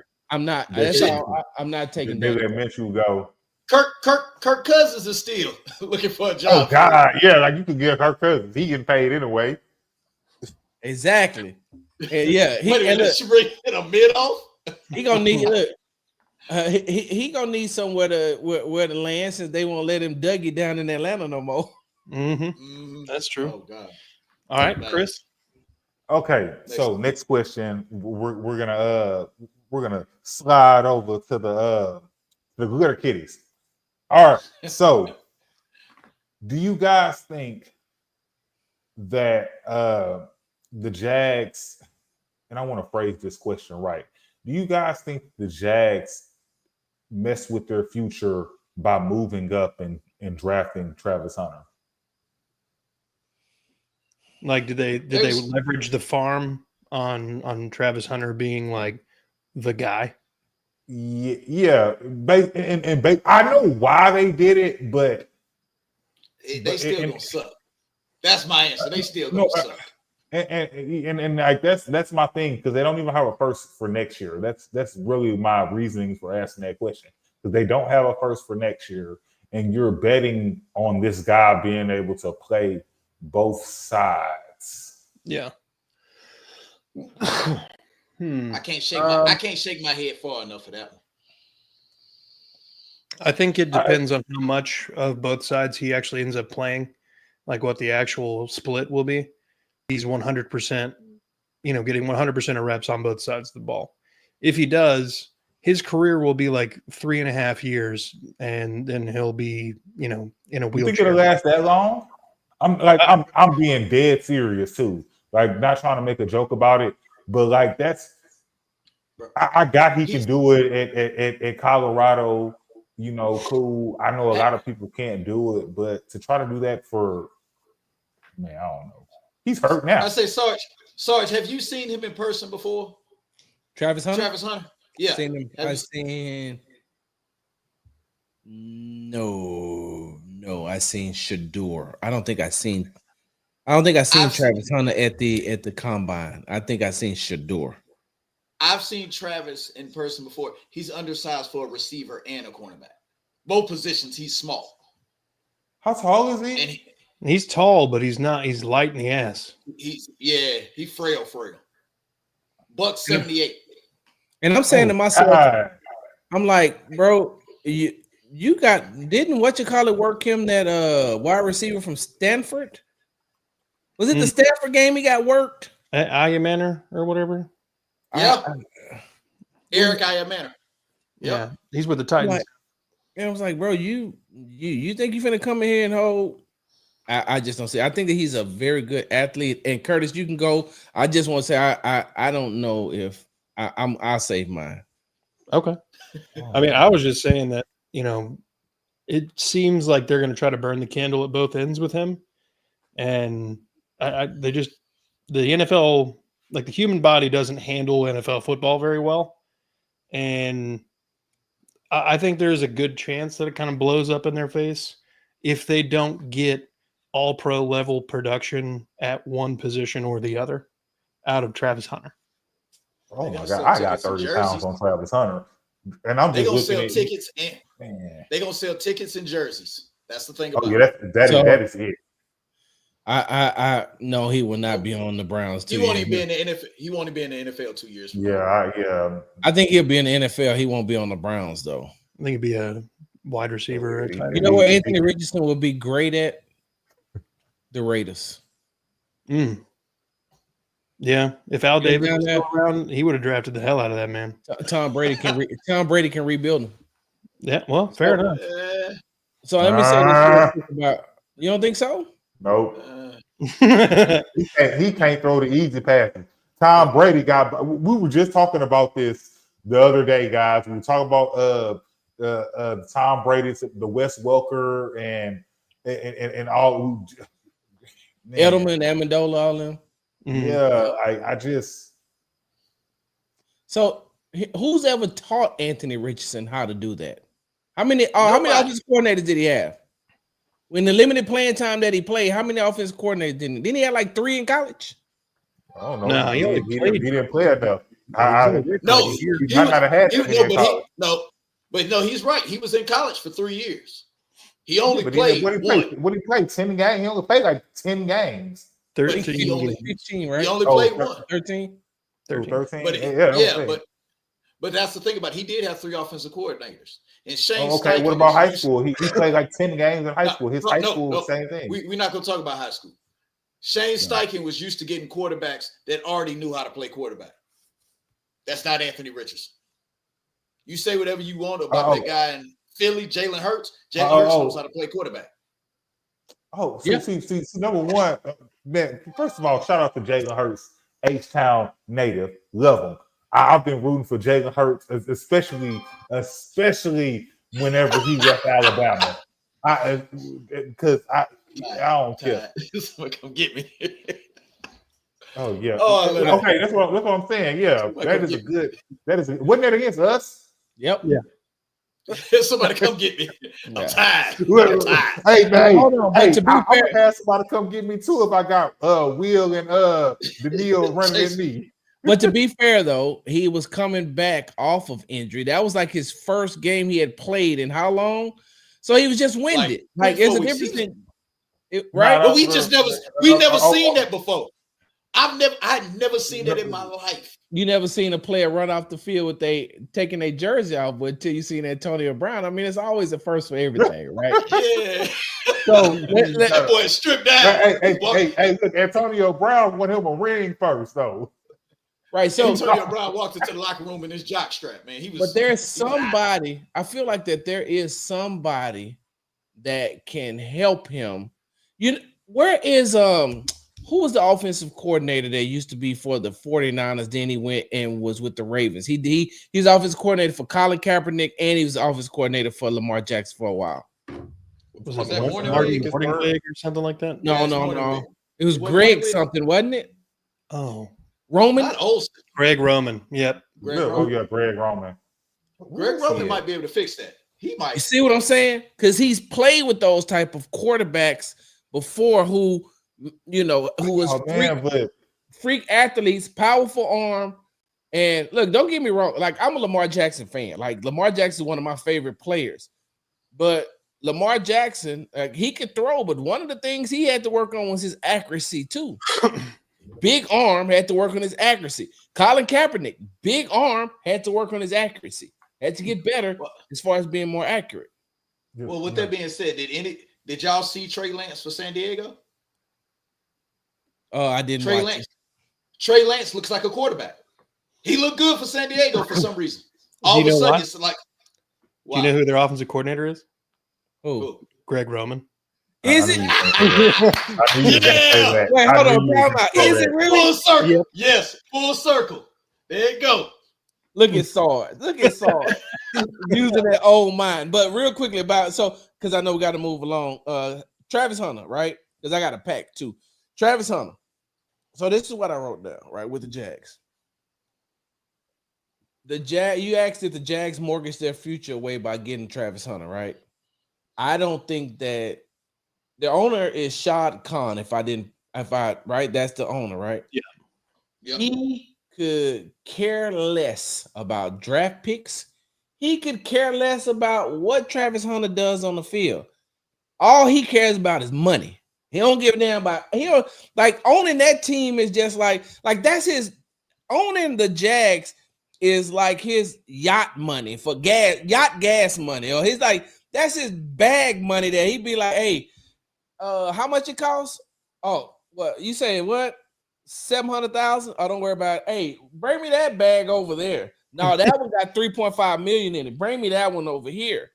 Like that's what the Jags is. Because don't he own a European soccer team? Yep. And his son owns All Elite Wrestling. They're loaded. So they don't care about nothing. They don't care if they don't ever win a championship. If it's left up to him, he's going to move that team to London. The Jags will be the first team to be the first NFL team to play overseas, because now he know he can go over there and he can make more money, because all he's going to do is put that team in his stadium and then charge the fans and charge the NFL for using the stadium. So I say all that to say that all that man cares about is money. He don't give a damn about nothing else. You know how I know he only cares about money? Because you remember when the experiment called Tim Tebow was playing tight end You remember they brought him back when Mhm. this is when they had the Urban Meyer. yeah, Urban Urban Meyer. Meyer was an experiment. That was I Urban didn't call Meyer him- era.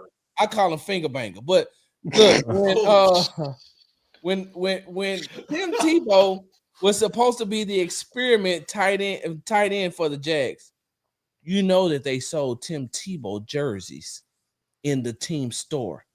How do you do that for a training camp? Like, what was it even training camp or was it just mini camp? It was training camp. Training yeah, camp. he made it through all the preseason. They had his jersey and they made so much money off that Tim Tebow jersey. It's like having a Tim Tebow Jacksonville Jaguar jersey is like having a Atlanta Hawks Carmelo Anthony jersey, right? So wow. so all he cares about is money. So yes, he don't care about giving up those picks. He got Travis Hunter because that's going to put butts in seats. He's going to sell jerseys, and they're going to put all the eyes on the Jags, and he can sell more sponsorship. Where I feel that Travis Hunter is doing himself a disservice, and I don't think he has the right people in his ear. And I'm not talking about Coach Deion Sanders because, he's at a point in his life where now Coach Sanders should still be a mentor to him, but he got to get some other, because Coach Sanders got his own thing going on with his health. He's coaching a team. He got to please Carucci. Like, he got a little young girl, he got a little young girl on a little young tender now. So she young for us. So I know she young for him. So he has to get a positive role model in his life to tell him, hey man, they're only gonna pay you a certain amount of money. They're not gonna pay you to be a cornerback and a wide receiver. And the NFL stands for not for long. If you think that you're gonna come in and do what you did in high school, think what you did in college, you think you're gonna do this in the NFL? Let me tell you something, young man. You don't know what it feels. You ain't never really felt a hit until you felt one of them big pulling guards get out and you trying to come down and make a tackle and he crushes you. And you thinking that you're still going up against a high school offensive lineman, or you're thinking that you're going up against a college offensive lineman when this dude had been in the league for 5 years and you didn't think he was quick as he was.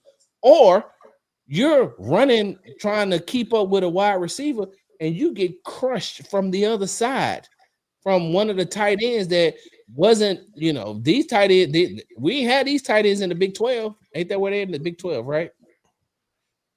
Yeah. Yep. Yeah. So that feels right. So with that being said, Travis Hunter is going about this thing the wrong way. You don't have anything. If it was me, I would tell Travis Hunter, you don't have anything to prove, son. Find you a position. If you want to be a cornerback, then play cornerback. If you want to play wide receiver, play. But you got to pick one and focus on it, because there's no possible way. I'm going to use the Texans as an example. There's no possible way you're going to go up against Derek Stingley and Kamari Lassiter and go through what you're going to have to go through that as a wide receiver and then turn around and try to hold Nico Collins. There's no possible way. And Nico Collins, and I'm just using Nico as an example. Nico's physical, and he will beat you up. You're too small. You're too small. He will physically move you out of the way, and then you're gonna turn right back around and now have to go up against Kamari and Derek again. Like, I just don't see it. I know I got long-winded, but that's one of the things I just can't see. I think he's doing himself a disservice. Now, if they give him $1 billion contract, then I'll be like, hey, go out there and play as many snaps as Ron says do. And but that's just why I said it. Why I wish somebody like Charles Woodson would call him. Yes. Charles got to the NFL and made that decision. Yeah. Charles got to the NFL and said, I'm a cornerback. Yep. They said, well, we got a few plays for you on receiver. He said, I'll run. Even Deion didn't go both ways, and he one of the best defensive backs to ever play the game. Yeah. You trying to be? He one of the best athletes to ever play the game, and he even said, got to the league and said, I play when we go for the Pro Bowl. I play around on offense then. Exactly. Yeah. You got one more question for me? Okay. Last question. Titans, real simple. Like I said, real simple, guys. Cam Ward. And you heard what he said, right? Real simple. That means make it quick because he ready to go. What my wife had already called me twice. Y'all saw mine in the background, so you already know we all in the same boat. Mine already called me twice. Mine watching the WNBA right now. The Aces are on, so she ain't worried about time. me. You got time. I ain't gonna take up time though. What was the question again? No, you're good. I just this one's not really a question. I just want to know.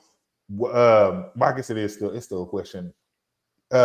Cam Ward, what do you guys think Cam Ward is going to do for the Titans? Because the reason I asked this question is because I didn't think that the Titans. Okay, well, the Titans were bad, but their defensive line, I think, is awesome. I think they have an awesome. Are bad. Till you show me something different, they still are. Can I go first? Yeah, go ahead. Because I'm the most long-winded one. I'm gonna say this: Cam Ward. I've watched this young man play in person when he was with Incarnate Word, and they played against Prairie View. And I said that young man is special. I think that when he was in high school, he didn't even throw passes in high school, right? They ran like a triple option, like the wishbone, I think. Wishbone, yeah. So, but to watch him go from where he then to now, I like Cam Ward, so I'm rooting for him. I think that he's just going to need some time under his belt, but. In the words of the great Negro poet, Bubba Dub, Titans trash. Trash. Damn. Yeah. You're right, though. They are trash. I didn't think we'd get a Bubba Dub quote on here today. I did not. Was thinking on Cam Ward like this. I'm like you. When I hear him talk, hear his story, the fact that he wants to play football, wants to keep it about football, don't want to do all the extra, he's not trying to be a celebrity, not trying to be here. I want to see him succeed. But I think they got the wrong coach there for him to succeed right now. I think they got the wrong guy. Who's was it Cohen? Callahan. No, it's Callahan. It's Callahan. This is Callahan's second year, right? Callahan's second year. The report came out today that Callahan almost got fired last year. Yeah, he should have. He almost didn't make it. He should have been fired last year. I think Callahan is the same thing that would have happened if old Bobby there would have got a head coaching job last year. Yeah, if Bobby would have got a head coaching job last year, he'd probably be unemployed this year. Yeah, valid. Too soon. Yeah. I don't have a lot of faith in the Titans surrounding Cam Ward with a lot of talent. To me, it's kind of Cam Ward, Tony Pollard, and Calvin Ridley against the world.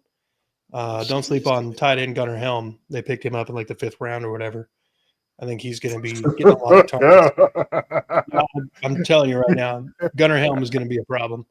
If he ain't got no choice but to be a problem. Ain't nobody else a problem. That's what I'm saying.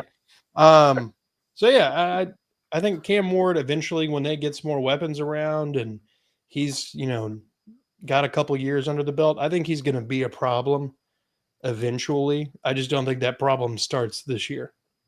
Nope. Well, there's going to be a problem, but it won't be the one you think. And let me add this in real quickly. If Cam Ward doesn't play with the sense of urgency, though, he's not going to be in the league long. He just plays like he like nonchalantly. Yeah. Too relaxed. Yeah. Those videos of him in college, just flat-footed, kind of standing there like a statue in the pocket. He ain't going to be able to do that in the NFL. At all. No. I hope he does it against the Texans. You ain't got time to think in the NFL. You better know what you go do before you. I'm trying to get 2 guys with 15 sacks this year. Man, that'd be nice.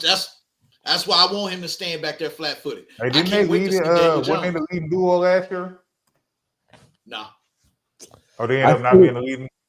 I see Will getting that many. I don't see Daniil. Daniil probably like maybe 11, but he's going to lead the league in pressures. Okay. Last year, I think it was Minnesota. Grenard and what's that? Van Ginkel or Van? Oh, Andrew Van Ginkel, whatever his name is. Yeah. It was barely though. I thought they ended up because they were like fighting like all season. Will didn't play enough games. Like you said, if he'd have played more games, we'd have been talking about him all pro. We'd also be What already Will talking have? about What that Will Will have 10.5 or 11.5? How many he had? Will had I think he had 11.5 and Daniil had 12, right? Yeah. That's Something what I say. like I that, want to see or vice versa. I want to see 15 each. 15 is a lot, bro. That is a lot. No, hey, That I'm is a lot. greedy. I am greedy. I'm telling you, I'm greedy. I'm letting you know that we get to play Trevor Lawrence twice a year. Will had 11 sacks last year in 14 games. I mean, that's crazy though. That is crazy. But look, I was gonna say let's go ahead and wrap this up so the pod doesn't actually end in divorce court. So right, and I got a pack. Yeah, we all got space. 6:35 a.m. God. Ooh. Hey, tell him in Detroit I said hi. I'm going to see my guy Cody M. Davis. I don't know if y'all know him, and I used to be on Locked On Texans. I know Cody.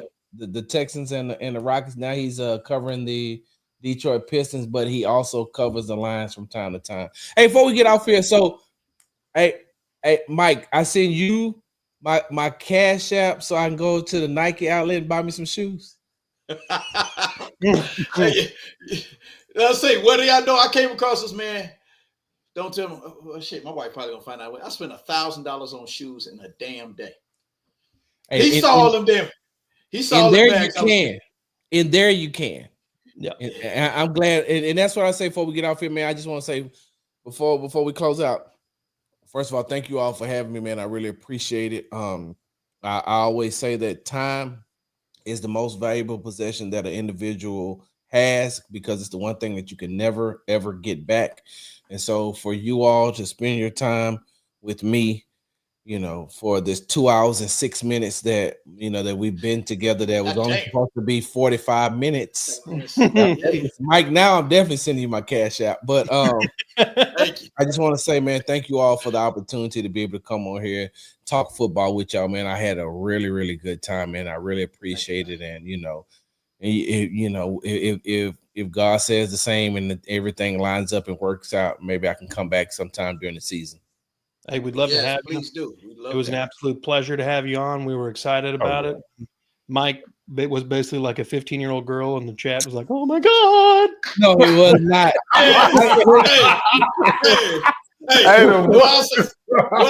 What I tell you, Sarge, when I came across you, I kept it real cool, But the thing is, I've been watching you for a minute, man, and I was like, wait a minute, that is different. Nah. Hey, look, hold on. Now I know I said no. I said I wasn't gonna say pause or hey yo, but you've been watching me for a minute. I'm messing with you, Mike. I'm messing with you. Hey. I know. But the thing is, I wanted to have you on. Like when I first started doing this with Curtis, you're one of the names that I brought up that I really want to get an opportunity to sit down and talk football with. So I thank you. I thank you for doing this, man. And like I said, I appreciate it, man. And like when we met in the store, and he's like, "Hey, man, I've been trying to get in contact with you," and I was like, "All right." And where you found me at? Where you found me at is like that's my getaway. Like I get away from everything. My wife knows too. Sometimes I'll be in that store 2 hours, ain't bought a thing, but talk to everybody, wait on them to bring out another cart. But like I said, man, I didn't know, Curtis. I didn't know that you. I didn't know, and like I said, I had to be on guard for the bots that are out there that constantly come at me. So I apologize, but man, I'm glad. Like I'm excited to be able to come on here because I'm gonna be. Let me say this to you all before I go. I love talking football with people who know football. You know what I mean by that? Yep. I love talking football with people who know football and not just trying to get a hot take out there who like, yo, we do this for real. And so I appreciate it, man. Oh yeah. Thank you. Dude, such a pleasure to have you on. Like we'll try to get something lined up in the future. I appreciate you. I appreciate you sharing everything. Folks watching, we got 200 people watching right now. Go on over to Texans Tailgate and Talk or Texans Tailgate Talk. All one word. Yeah, all one word. Sorry. Like, subscribe, notification bell over there. Do the same thing for our main man, Mike at Mass 3 Productions all across social medias. Do the same thing for Chris and his podcast. That's Crazy Podcast and Talk. And then do the same thing here. And for the record, my wife is an attorney, so she can recommend some very good divorce lawyers if you all need them. Just reach out to them. I got you. Hey, hopefully not. Hopefully not. Hey, I'm too old to start over. I ain't doing this again. I can't get a Carucci. I'm not finna go get me a Carucci. Yeah, all right. Let me see you on IG thirst trapping. But all right, folks, thanks for watching. Be good people. Go Texans. Go Texans.